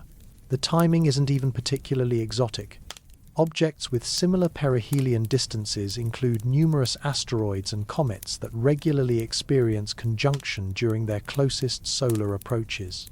If we surveyed all such objects over time, we'd find that conjunction during perihelion passage is the norm rather than the exception. Yet our brains resist these statistical arguments because they conflict with deeply ingrained intuitions about intentionality and design. When we see a sequence of events that appears purposeful, we instinctively assume purpose exists. This cognitive bias served our ancestors well when interpreting animal behavior or social dynamics, but it becomes a liability when analyzing cosmic phenomena that operate on scales far beyond human experience. The birthday paradox provides a useful analogy for understanding how apparently improbable events can be statistically inevitable. In a room of just 23 people, there's a greater than 50% chance that 2 will share the same birthday, a result that seems counterintuitive until you realize you're not calculating the odds of a specific match, but rather the probability that any match exists among all possible pairs. Similarly, when we improve our detection capabilities and begin observing larger numbers of interstellar objects, we should expect some to display characteristics that appear improbable by chance alone. The Vera Rubin Observatory will potentially discover dozens of such objects in the coming decade, and basic statistics guarantee that several will have orbital geometries, timing coincidences, or other properties that seem deliberately arranged. This doesn't mean unusual objects are necessarily mundane. It means we need to be extremely careful about inferring design from apparent improbability. The calculation must account not just for the specific sequence of characteristics we observe, but also for the selection effects that bring certain types of objects to our attention while missing others entirely. Publication bias compounds these statistical challenges. Research papers and media coverage naturally focus on the most interesting and unusual discoveries, creating a systematic distortion in our perception of how common various phenomena actually are. We hear about objects with remarkable trajectories precisely because they're remarkable, not because they're representative of the broader population. Multiple testing corrections represent another crucial consideration often overlooked in sensational claims about improbable trajectories. When we examine any complex object for unusual characteristics, we're essentially performing dozens or hundreds of different statistical tests: orbital geometry, brightness patterns, spectroscopic signatures, temporal evolution, and so on. The probability that at least one of these tests will yield an apparently significant result by chance alone can be quite high, even if no genuine anomalies exist. Proper statistical analysis would require pre-registering our hypotheses, specifying in advance exactly what characteristics we consider anomalous and what probability thresholds we'll use to distinguish unusual from normal. Behavior. Post hoc analysis, where we define unusual based on what we actually observe, is vulnerable to cherry-picking effects that can make even completely random data appear meaningful. The velocity distribution of interstellar objects provides another reality check on claims of artificial targeting. 3I-ATLAS moves at 57 to 58 kilometers per second relative to the local standard of rest, exactly the speed we'd expect for debris from the galactic thick disk population. faster velocities might suggest artificial acceleration, while slower speeds could indicate objects that were deliberately decelerated for capture, the observed velocity is perfectly mundane. Even the most sophisticated targeting system would face fundamental constraints imposed by orbital mechanics and energy requirements. Achieving a specific trajectory requires not just precision navigation, but also enormous energy expenditures to overcome the natural tendency of objects to follow gravitational paths. The more precisely targeted the trajectory, the more energy required to maintain that precision against perturbations and uncertainties. These energy requirements scale dramatically with the degree of precision demanded. Achieving the milliarc-second positional accuracy required for truly targeted planetary encounters would require propulsion capabilities far beyond anything in our technological repertoire, and such systems would likely produce detectable signatures in the form of exhaust plumes, thermal emissions, or electromagnetic interference. The absence of any such signatures doesn't definitively rule out artificial guidance. Advanced civilizations might possess propulsion technologies that operate through physical principles we don't understand. But it does suggest that if artificial guidance exists, it operates at levels so subtle that distinguishing it from natural gravitational motion requires statistical arguments rather than direct physical evidence. Perhaps most importantly, we lack the baseline data needed to assess what constitutes genuinely unusual behavior for interstellar objects. Our sample consists of exactly 3 confirmed detections, hardly sufficient to establish normal ranges for orbital characteristics, activity levels, or encounter geometries. What looks anomalous for 3I-ATLAS might prove completely typical once we've observed dozens or hundreds of similar objects. The expanding sample size will eventually provide the statistical power needed to distinguish between natural variation and genuinely anomalous behavior. But until that larger dataset exists, claims about the improbability of specific trajectories remain highly speculative, dependent on assumptions about selection effects, detection biases, and population characteristics that we can't yet validate. In the meantime, 3I-ATLAS continues its precisely choreographed journey through our solar system, following a path that could represent either cosmic coincidence or calculated intent. The distinction may be less important than our recognition that in a universe vast enough to contain billions of star systems and trillions of potential interstellar wanderers, even the most improbable events become inevitable given sufficient time and opportunity. Part 11. The alienprobe hypothesis, why it won't go away. There's something almost magnetic about the possibility that we're not alone in the universe, and that magnetism becomes irresistible when faced with objects that refuse to fit neatly into our categories of normal behavior. Oumuamua opened this particular Pandora's box in 2017, and 3I-ATLAS has ensured it remains stubbornly ajar, no matter how many conventional explanations we pile on top of it. The persistence of the alien probe hypothesis isn't just about public fascination with extraterrestrial life, though that certainly plays a role. It reflects a genuine tension within the scientific community about how to balance healthy skepticism with openness to extraordinary possibilities. This tension crystallized around ʻOumuamua and now extends to every subsequent interstellar visitor. Harvard's Avi Loeb has become the most prominent advocate for keeping artificial explanations on the table. His argument for ʻOumuamua as potentially artificial, based on its unusual acceleration and lack of visible outgassing, sparked fierce debate that continues today. When 3I-ATLAS appeared with its own collection of subtle anomalies, Loeb and collaborators quickly extended their analysis to this new visitor. Their approach is methodologically interesting. Rather than definitively claiming artificial origin, they argue for maintaining multiple hypotheses until decisive evidence emerges. They point to 3I-ATLAS's ecliptic alignment, planetary encounter sequence, and brightness characteristics as features that deserve careful scrutiny rather than immediate dismissal. The goal isn't to prove alien visitation, but to prevent premature closure of scientific inquiry. This position has drawn sharp criticism from other astronomers who argue that extraordinary claims require extraordinary evidence, and that current observations of 3I Atlas fall well within the range of natural comet behavior.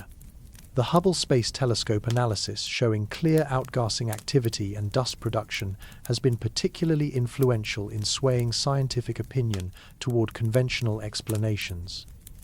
Yet the debate reveals deeper philosophical differences about the nature of scientific conservatism. Critics argue that entertaining alien probe hypotheses without compelling evidence undermines scientific credibility and feeds public conspiracy theories. Proponents counter that excessive conservatism risks missing genuinely revolutionary discoveries, and that the potential implications of contact with extraterrestrial intelligence justify more aggressive investigation of anomalous POFA objects. The media dynamics surrounding these discussions create their own complications. News outlets naturally gravitate toward the "could it be aliens" angle because it generates clicks and viewer interest. Scientific papers describing normal comet behavior rarely make headlines, while speculative blog posts about artificial objects can go viral within hours. This asymmetry in media attention can create false impressions about the state of scientific consensus. Academic journals face similar pressures. Papers proposing exotic explanations for astronomical observations tend to generate more citations and media coverage than those confirming conventional interpretations. While peer review provides some quality control, the publication system still incentivizes novelty and controversy over careful confirmation of mundane explanations. Professional astronomers must navigate these pressures while maintaining scientific integrity. Many privately acknowledge that current observations of 3I Atlas could accommodate multiple interpretations, but they're reluctant to voice this uncertainty publicly for fear of encouraging premature conclusions or conspiracy theories. The result is often an artificially polarized public debate that doesn't reflect the genuine nuances of scientific opinion. The Galileo project, launched partially in response to the ʻOumuamua controversy, represents an attempt to address these issues through systematic search strategies specifically designed to detect technological artifacts in near-Earth space. Rather than debating the interpretation of ambiguous objects after they've been discovered, the project aims to deploy instrumentation optimized for distinguishing natural from artificial phenomena. This approach acknowledges that our current astronomical infrastructure, designed primarily for studying natural phenomena, might not be optimal for detecting subtle signs of technology. Artificial objects might emit infrared signatures different from natural bodies, display structural features visible only at high resolution, or exhibit trajectory modifications too small to detect with standard astrometric techniques. The concept of astroarchaeology extends this thinking to include systematic searches for technological artifacts throughout the solar system. Just as terrestrial archaeology studies ancient human civilizations through their material remains, astroarchaeology would look for evidence of past visitation by examining objects in unusual orbits, anomalous compositions, or suspicious geometries. This framework reframes the question from "Is 3I Atlas artificial?" to "How would we systematically distinguish natural from artificial objects in the broader population of interstellar visitors?" The distinction matters because individual objects will always be subject to multiple interpretations, but population-level statistics might reveal patterns that point definitively toward natural or artificial origins. The challenge lies in developing testable predictions that distinguish between these scenarios. Natural interstellar objects should follow statistical distributions for size, composition, activity level, and trajectory that reflect the physics of planetary system formation and stellar dynamics.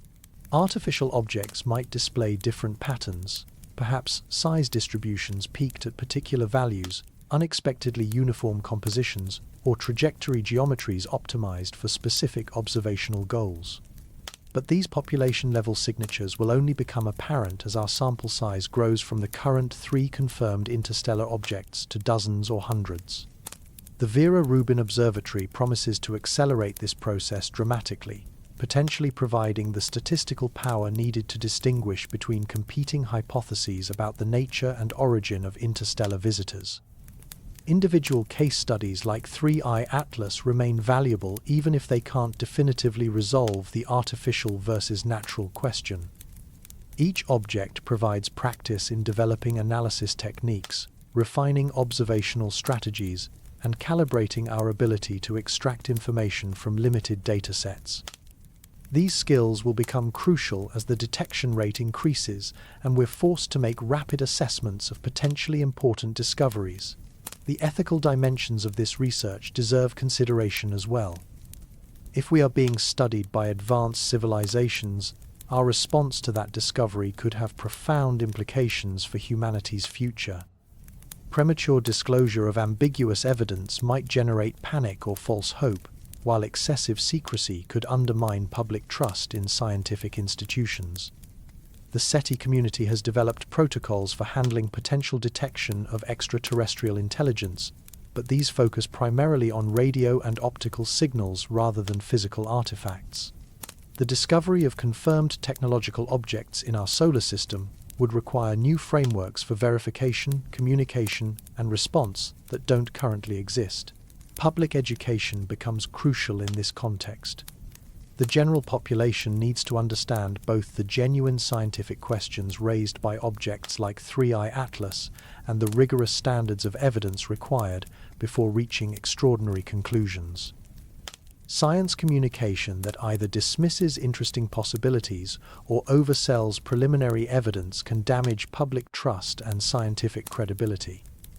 The persistence of the alienprobe hypothesis ultimately reflects humanity's deep need to understand our place in the universe. Are we alone or part of a broader community of intelligent species? Do we live in a cosmos where intelligence is so rare that we might never encounter it, or one where advanced civilizations routinely explore other star systems? These questions transcend the specific case of 3IATLAS or any individual object. They speak to fundamental issues about the nature of intelligence, the likelihood of technological civilization, and the possibility that our apparent isolation might be an illusion maintained by species far more advanced than ourselves.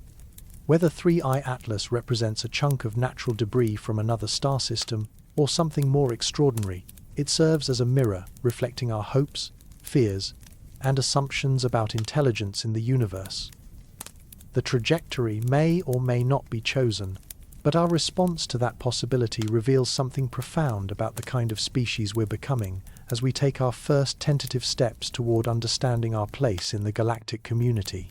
As 3IATLAS continues its journey toward perihelion and beyond, the alien probe hypothesis will likely persist, not because the evidence demands it, but because the question it represents touches something fundamental about human curiosity and our relationship with the cosmos that surrounds us. Part 12. A trajectory toward Earth, or just through the inner system? Nothing feeds speculation quite like a misunderstood trajectory, and few things are more commonly misunderstood than the three-dimensional geometry of orbital motion. When news outlets first reported that 3IATLAS would approach Earth, the headlines conjured images of a cosmic visitor making a beeline for our planet. The reality is simultaneously more mundane and more fascinating. This interstellar wanderer will thread through our solar system's inner regions like a needle through fabric, coming nowhere near our world while providing a masterclass in celestial mechanics. Let's map out the actual itinerary. On October 3rd, 2025, 3IATLAS sweeps past Mars at 0.19 astronomical units, approximately 19 million miles. To put this in perspective, that's about 50 times the distance from Earth to the Moon, and nearly 20 times closer than Mars ever comes to Earth during its closest approaches.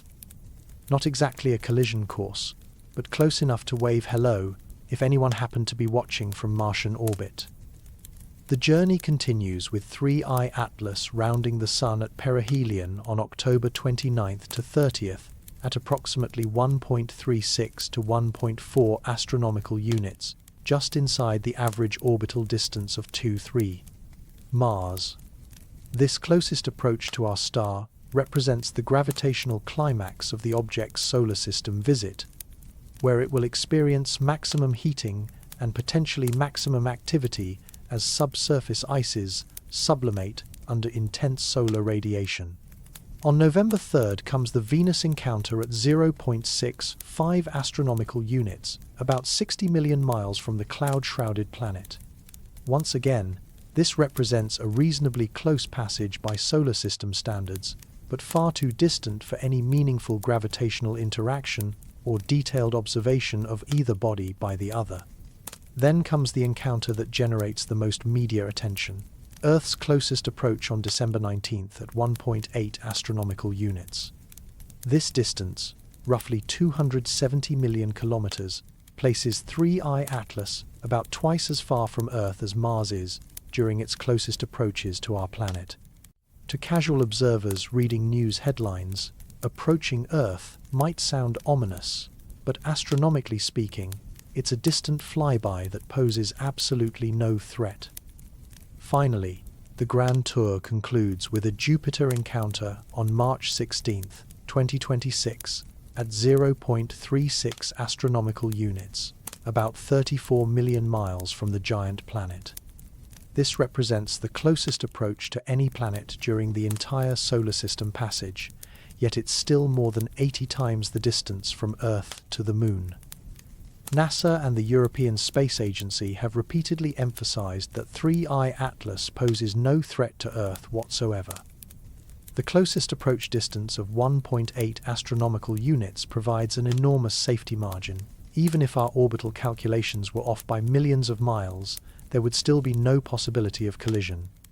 Yet the persistent media focus on Earth approach distances reveals how easily astronomical geometry can be misinterpreted by audiences unaccustomed to thinking in 3 dimensions across vast scales.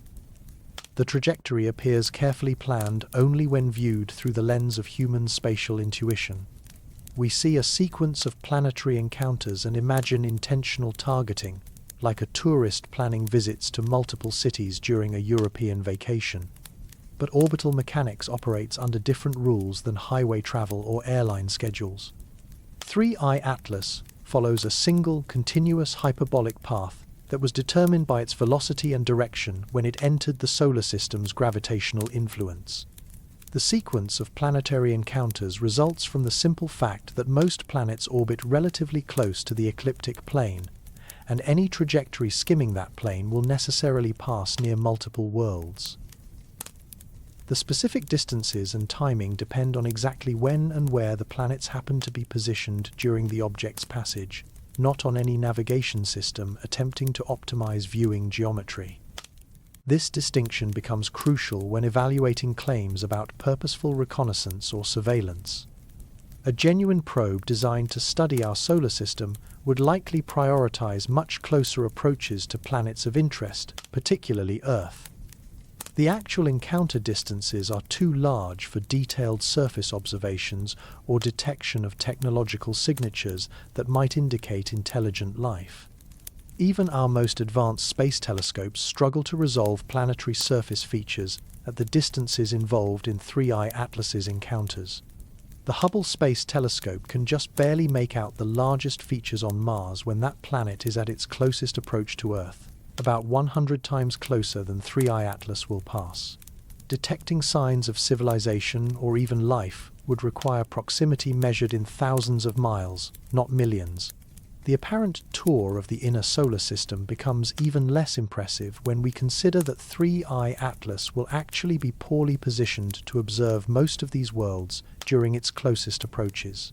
The geometry of its retrograde orbit means the object will be viewing the night sides of planets during many encounters, or approaching from angles that provide limited surface visibility. More importantly, if 3I/ATLAS were designed for reconnaissance, why limit itself to passive observation from such enormous distances? An advanced civilization capable of interstellar travel would presumably have technologies that could achieve much closer approaches, deploy smaller observation satellites, or establish longer-term monitoring capabilities within the solar system. The trajectory's most suspicious characteristic might actually be its lack of optimization for any obvious reconnaissance objectives. It's almost as if someone took a genuine interstellar comet trajectory and then complained that it wasn't following the path a properly designed spy probe would choose. Solar conjunction timing adds another layer to the trajectory analysis. As 3I/ATLAS reaches its closest approach to the Sun, it will be positioned almost directly behind our star as viewed from Earth, making detailed observations extremely difficult during what should be its most active and interesting phase. Some have interpreted this timing as evidence of deliberate concealment, an attempt to avoid scrutiny during peak activity. But astronomical geometry doesn't respect our observational preferences. Any object with a perihelion distance around 1 to 2 astronomical units will inevitably experience conjunction as viewed from Earth. The timing isn't chosen, it's an unavoidable consequence of orbital mechanics. Hundreds of asteroids and comets regularly pass through similar conjunctions without anyone suggesting they're trying to hide from human observation. The conjunction actually represents a missed opportunity if 3I/ATLAS were designed for reconnaissance. The period around perihelion, when the object is most active and potentially most observable, coincides with the worst possible geometry for Earth-based telescopes. A competent surveillance mission would arrange its trajectory to maximize observability during peak activity, not minimize it. Professional observatories are adapting their strategies to work around the conjunction limitations. Space-based telescopes like Hubble can observe closer to the Sun than ground-based instruments, though even they have limits on how close to our star they can point safely. Solar observatories designed to study the Sun itself might be able to track 3I/ATLAS during conjunction, though separating the object from the overwhelming glare of our star would be extremely challenging. The post-conjunction observations, scheduled for early December 2025, will be crucial for understanding how the object has been affected by its close solar encounter. Many comets show dramatic changes in activity level, morphology, and even structural integrity after perihelion passage. Some fragment under thermal stress, while others develop enhanced outgassing that makes spectroscopic analysis much more productive. If 3I/ATLAS were artificial, these post-perihelion observations might reveal characteristics that distinguish it from natural comets.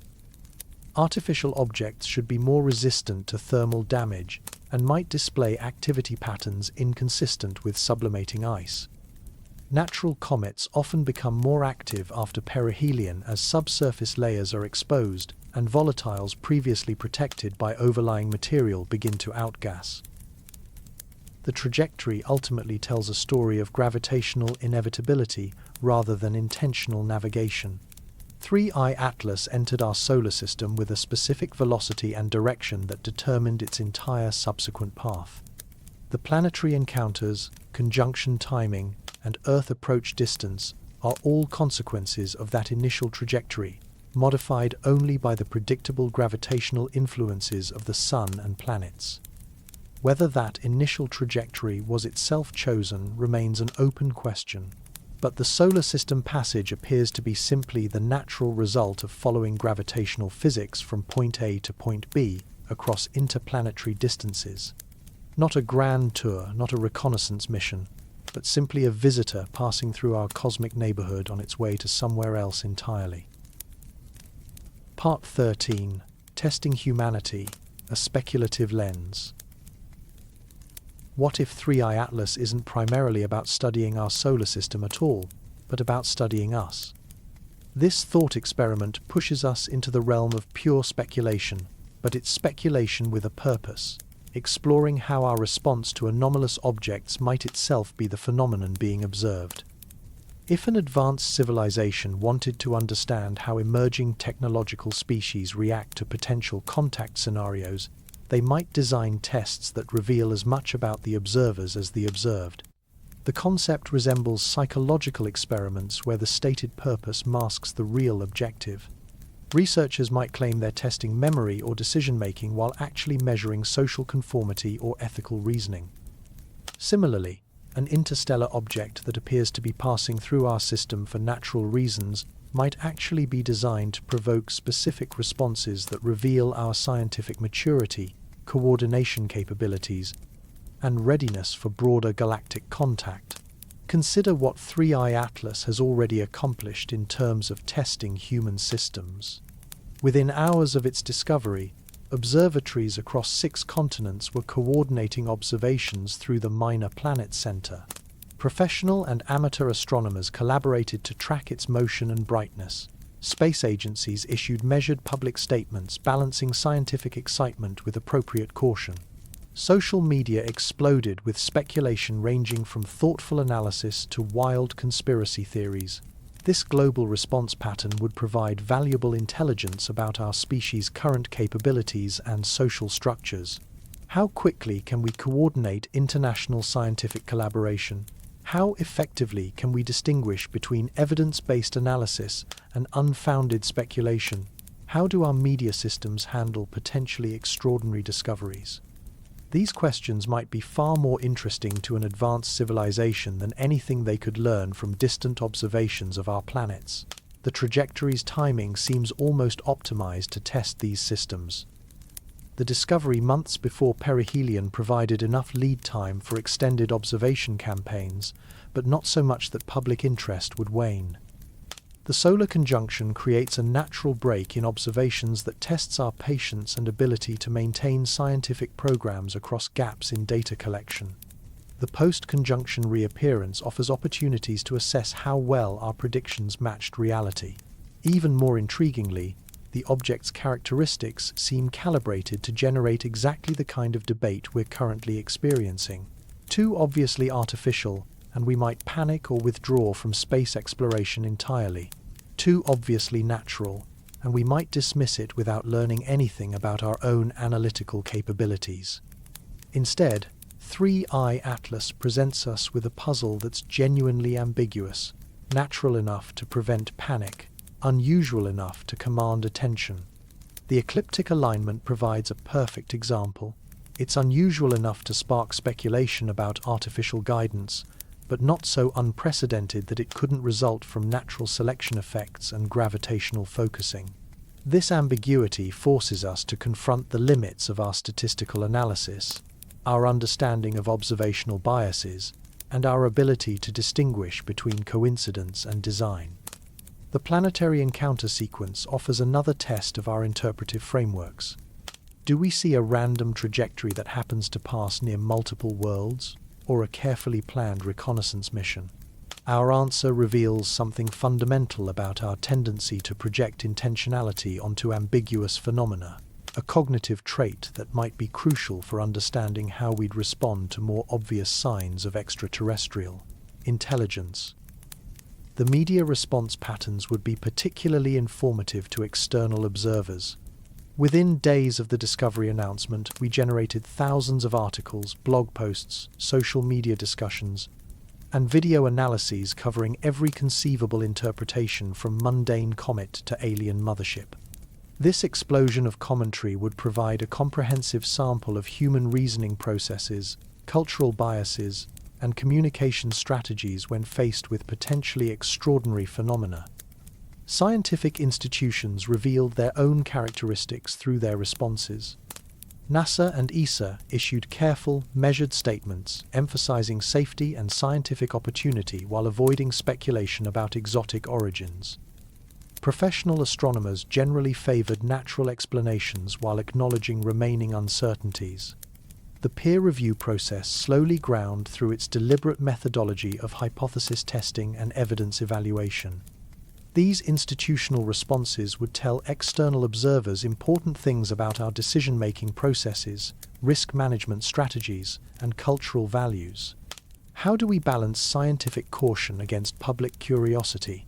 How effectively can our institutions manage information flow during potentially revolutionary discoveries?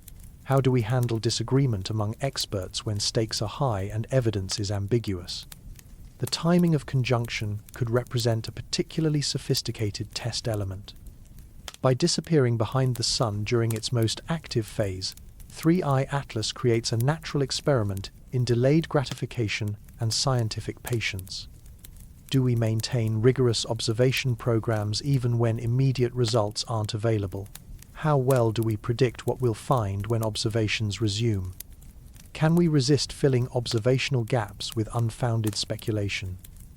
More subtly, the conjunction timing tests our technological capabilities and international cooperation.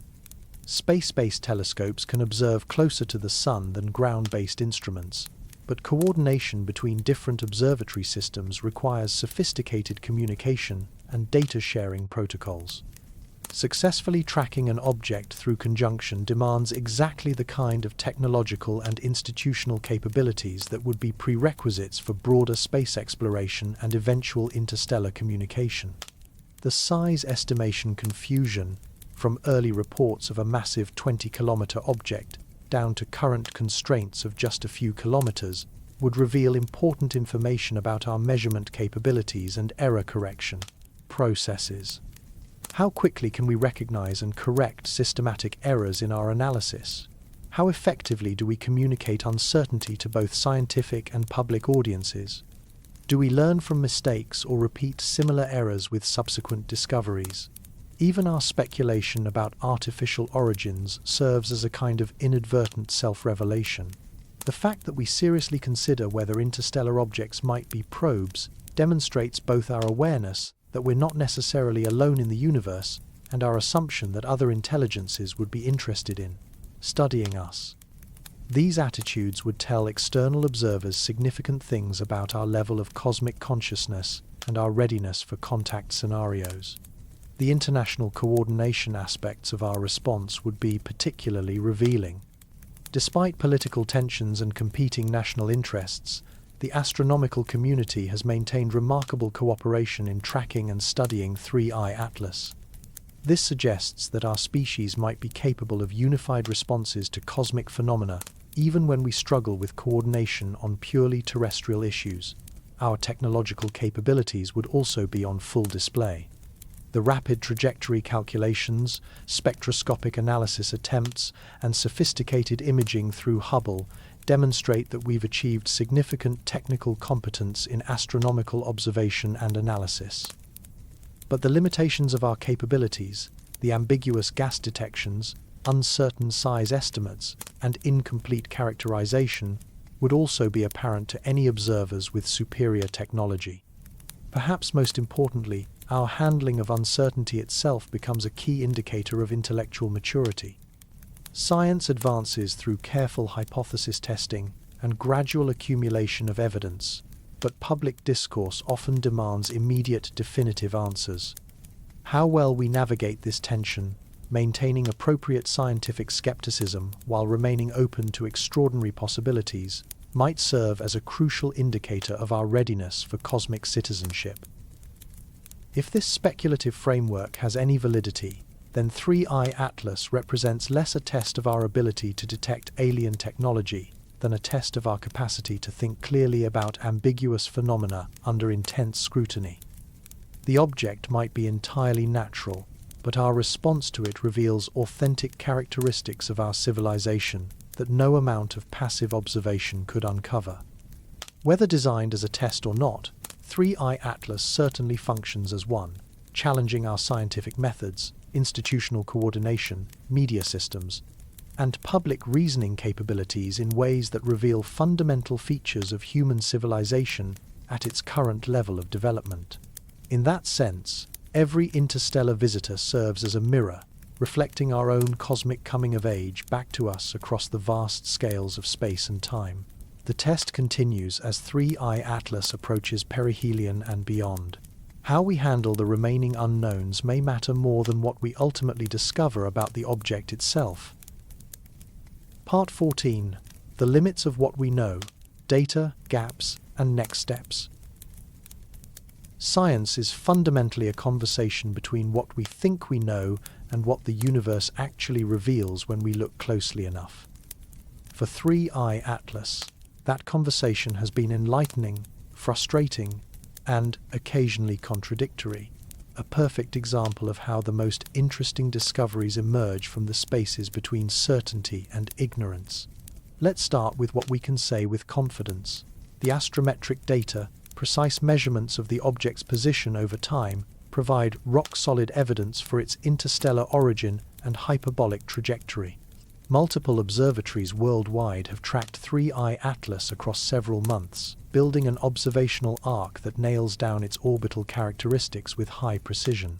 The eccentricity of approximately 6.1, the inclination of 175 degrees, and the sequence of planetary encounters are as well established as orbital mechanics allows. The Hubble Space Telescope observations represent another pillar of reliable data. These images clearly show a developed coma, evidence of sunward dust emission, and a faint anti-solar tail, the hallmarks of an active comet. The surface brightness modeling constrains the nucleus size to a radius of less than 2.8 kilometers, possibly much smaller. The dust production rates of 10 to 120 kilograms per second fall within reasonable ranges for cometary activity at several astronomical units from the Sunday. Photometric measurements from multiple facilities provide consistent evidence for gradual brightening as the object approaches perihelion, following patterns broadly similar to other comets at comparable distances. The color measurements, while still preliminary, suggest properties not dramatically different from typical cometary dust, though with some potential variations that require additional observations to confirm.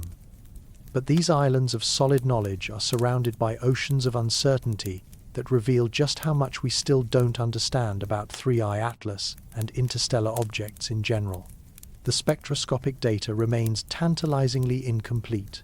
Despite dedicated observing campaigns at multiple facilities, attempts to detect specific gas species, water vapor, carbon monoxide, carbon dioxide, cyanide, have yielded only upper limits rather than clear detections. This doesn't necessarily indicate unusual chemistry. Faint emission lines are notoriously difficult to detect against the background sky, particularly for distant objects with modest activity levels. The experience with 2I Borisov provides both hope and caution here. That object's most distinctive spectroscopic signatures only became apparent as it approached perihelion, and heating effects boosted gas production to more easily detectable levels.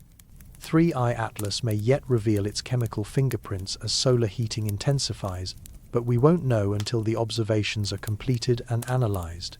Detailed morphological analysis remains limited by the fundamental challenges of distinguishing nucleus properties from coma contamination. While Hubble's sharp vision can separate these components better than ground-based telescopes, the modeling still requires assumptions about dust grain properties, size distributions, and scattering efficiencies that introduce systematic uncertainties into all derived parameters. The rotation state of 3I-ATLAS remains almost completely unknown. Most active comets show clear periodic variations in brightness and morphology as different regions of their surfaces rotate in and out of sunlight. The absence of obvious rotational signatures could indicate anything from a very long rotation period to a nearly spherical shape to viewing geometry that minimizes rotational effects. Without this information, we can't predict how the object's appearance might change as it approaches the Sun and potentially develops more complex activity patterns. Solar conjunction represents both a logistical nightmare and a scientific opportunity. As 3I-ATLAS disappears behind the Sun from Earth's perspective, most ground-based observations become impossible due to the overwhelming glare of our star. But this also represents the period of maximum solar heating and potentially maximum activity, when any unusual characteristics might become most apparent. Space-based telescopes like Hubble can observe somewhat closer to the Sun than ground-based facilities, but even they have strict limitations on how close to our star they can safely point.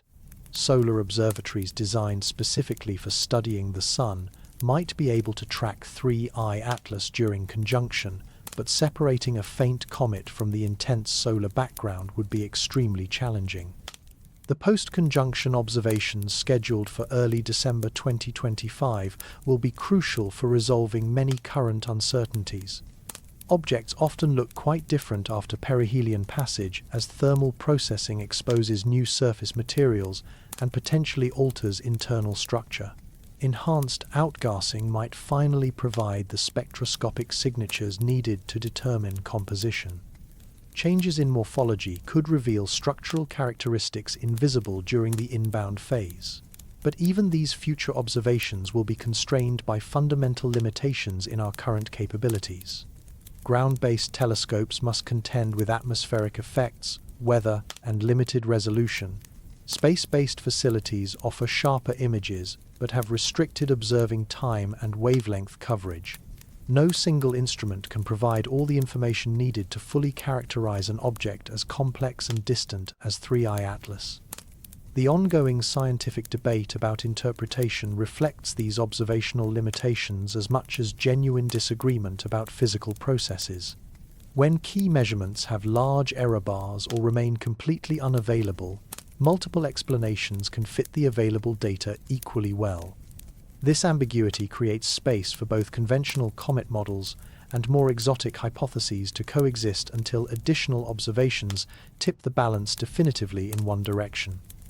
Institutional messaging has generally emphasized the most conservative interpretations consistent with available data.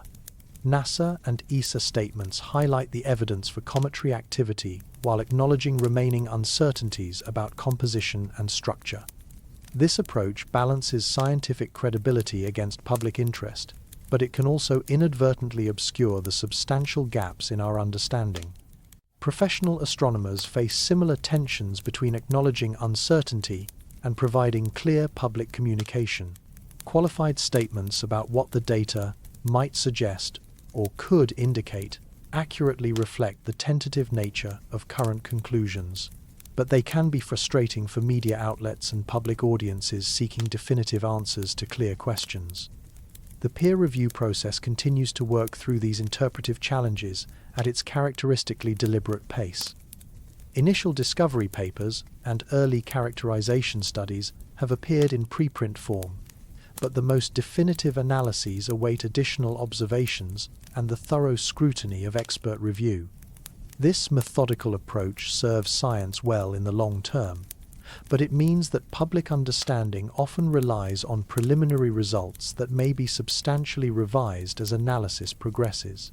Competing research groups occasionally reach different conclusions based on the same observational data, reflecting honest disagreements about modeling assumptions, statistical analysis methods, or the relative weight to assign different types of evidence.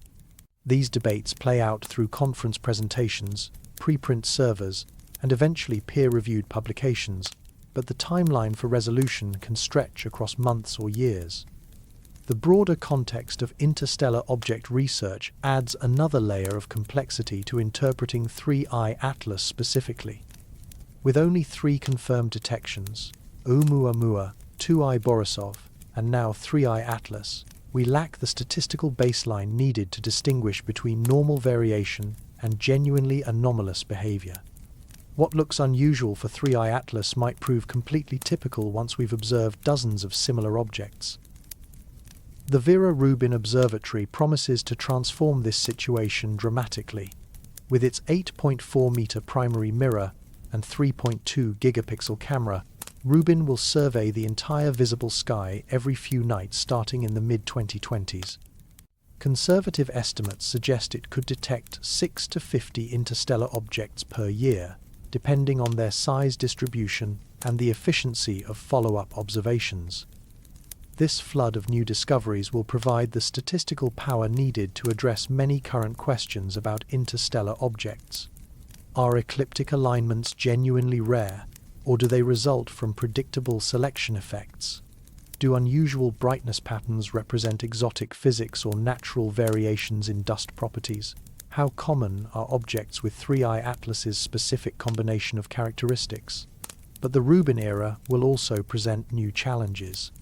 The rapid discovery rate will strain our ability to conduct detailed follow-up observations of every interesting object. Automated classification systems will become essential for managing the data flow, but these systems must be trained on the limited sample of objects we've studied so far. Early decisions about which discoveries warrant intensive study could bias our understanding of the broader population. international coordination will become even more crucial as discovery rates increase. The current system of manual follow-up observations and careful individual analysis won't scale to dozens of new objects per year. We'll need more efficient protocols for sharing observing time, coordinating spectroscopic campaigns, and disseminating results quickly enough to be useful for time-sensitive observations. The experience with 3IATLAS highlights both the strengths and limitations of our current approach to studying unusual astronomical phenomena. We've demonstrated remarkable ability to coordinate rapid, multi-facility observations and generate sophisticated analyses under intense public scrutiny. But we've also revealed significant gaps in our capabilities and understanding that will need to be addressed as such discoveries become more common. Perhaps most importantly, the 3IATLAS observations have provided crucial practice in managing uncertainty and communicating scientific nuance during potentially revolutionary discoveries. The skills we've developed in distinguishing between genuine anomalies and observational artifacts, between reasonable speculation and unfounded claims, will become essential as we encounter objects that may be even more challenging to interpret. The current limits of our knowledge about 3IATLAS reflect the inherent challenges of studying small, distant, rapidly moving objects with finite observational resources. But they also reveal the remarkable progress we've made in developing the theoretical frameworks, instrumental capabilities, and analytical techniques needed to wring meaningful science from limited data. As 3IATLAS approaches perihelion and eventually fades back into the cosmic darkness from which it came, the gaps in our current understanding will gradually be filled by new observations and refined analysis.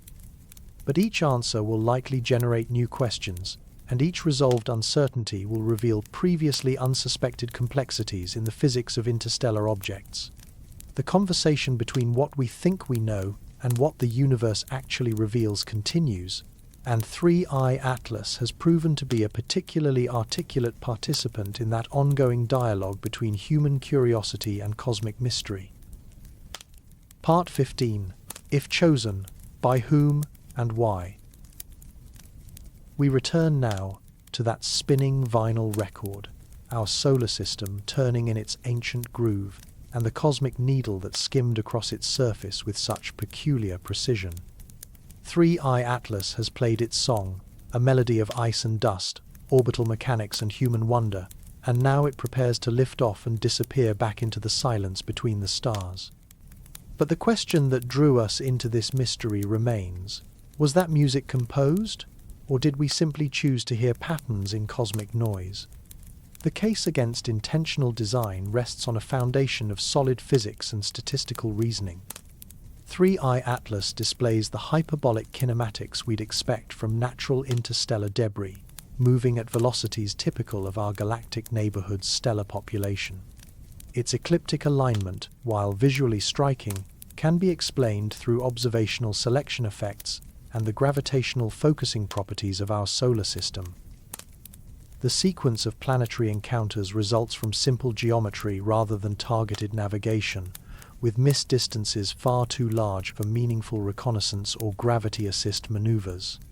Most convincingly, Hubble Space Telescope observations reveal clear evidence of cometary activity, the sunward dust emission and faint anti-solar tail that represent ice sublimating under solar heating exactly as natural physics predicts.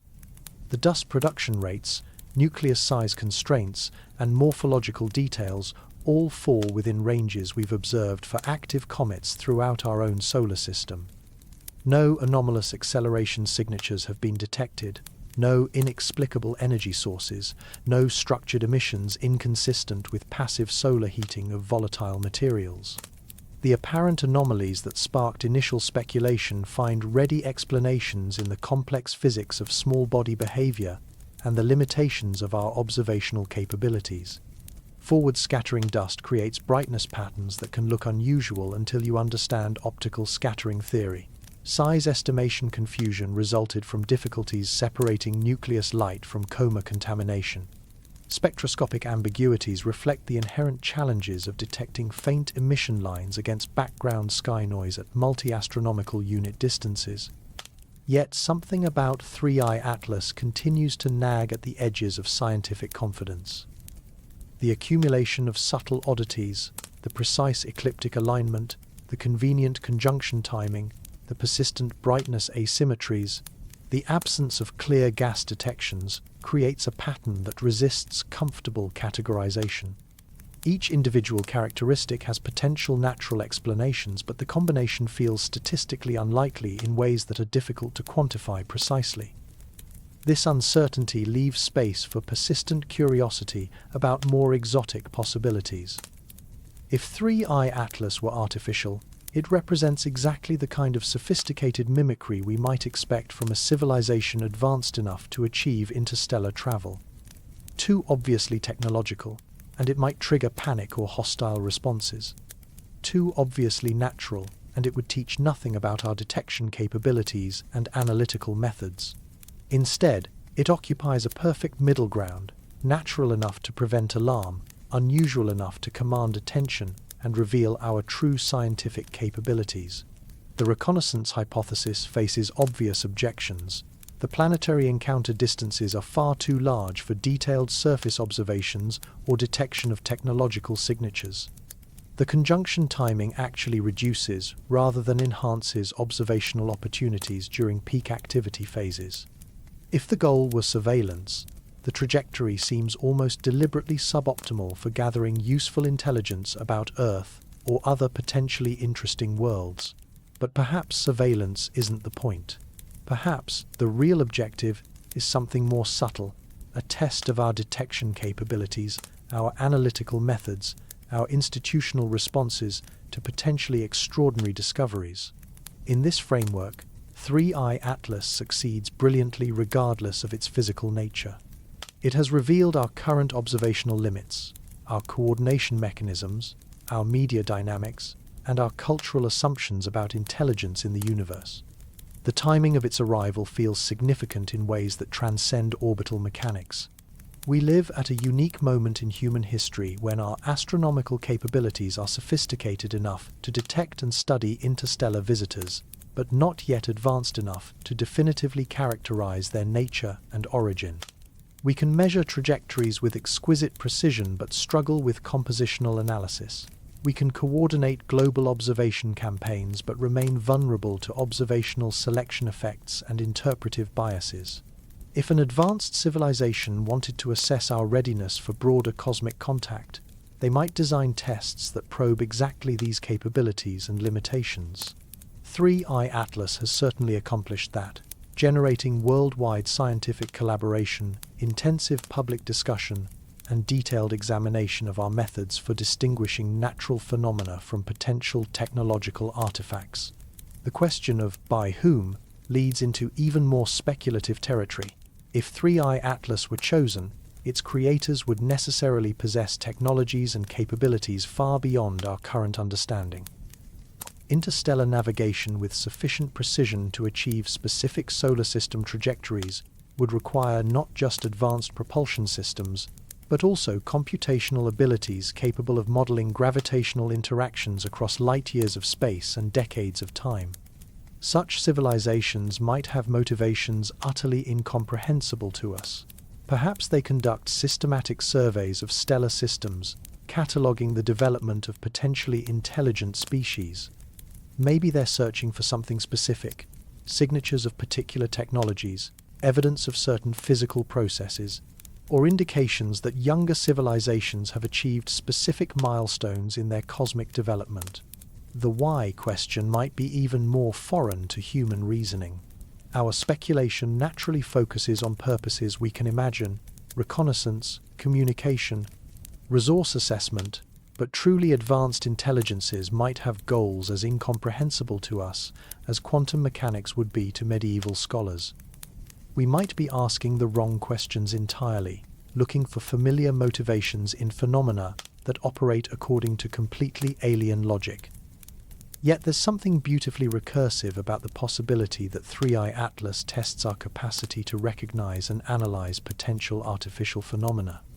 If the trajectory were chosen, perhaps the choice was designed not just to study our solar system, but to study us. to see how a young technological species responds when faced with ambiguous evidence of intelligence beyond their own. In this reading, our entire scientific and cultural response to 3I-ATLAS becomes part of the phenomenon being observed. Our careful measurements, our heated debates, our media coverage, our institutional coordination, all of it contributes to a comprehensive portrait of human civilization at its current level of cosmic awareness. The beauty of this interpretation is that it works regardless of 3I-ATLAS's actual nature. Even if the object proves to be entirely natural, our response to it reveals authentic characteristics of our species that no amount of passive observation could uncover. We are, in effect, testing ourselves by proxy, using an ambiguous stimulus to probe our own capabilities and assumptions. As 3I-ATLAS continues its journey toward the outer solar system and eventually back to interstellar space, it carries with it, consciously or not, a complete record of humanity's first systematic attempt to characterize a potentially artificial interstellar visitor.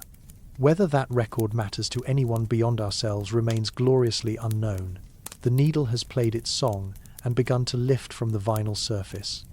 Soon it will disappear back into the cosmic dark, leaving behind only measurements and memories, and the lingering question of whether we heard music or merely the friction of stylus against groove. In the end, perhaps the choice was ours all along, the choice to look up, to measure, to wonder, to remain open to possibilities that challenge our understanding of our place in the universe. If 3I-ATLAS's trajectory was chosen, then somewhere among the stars, intelligences we cannot imagine are noting how well we listened to their cosmic composition.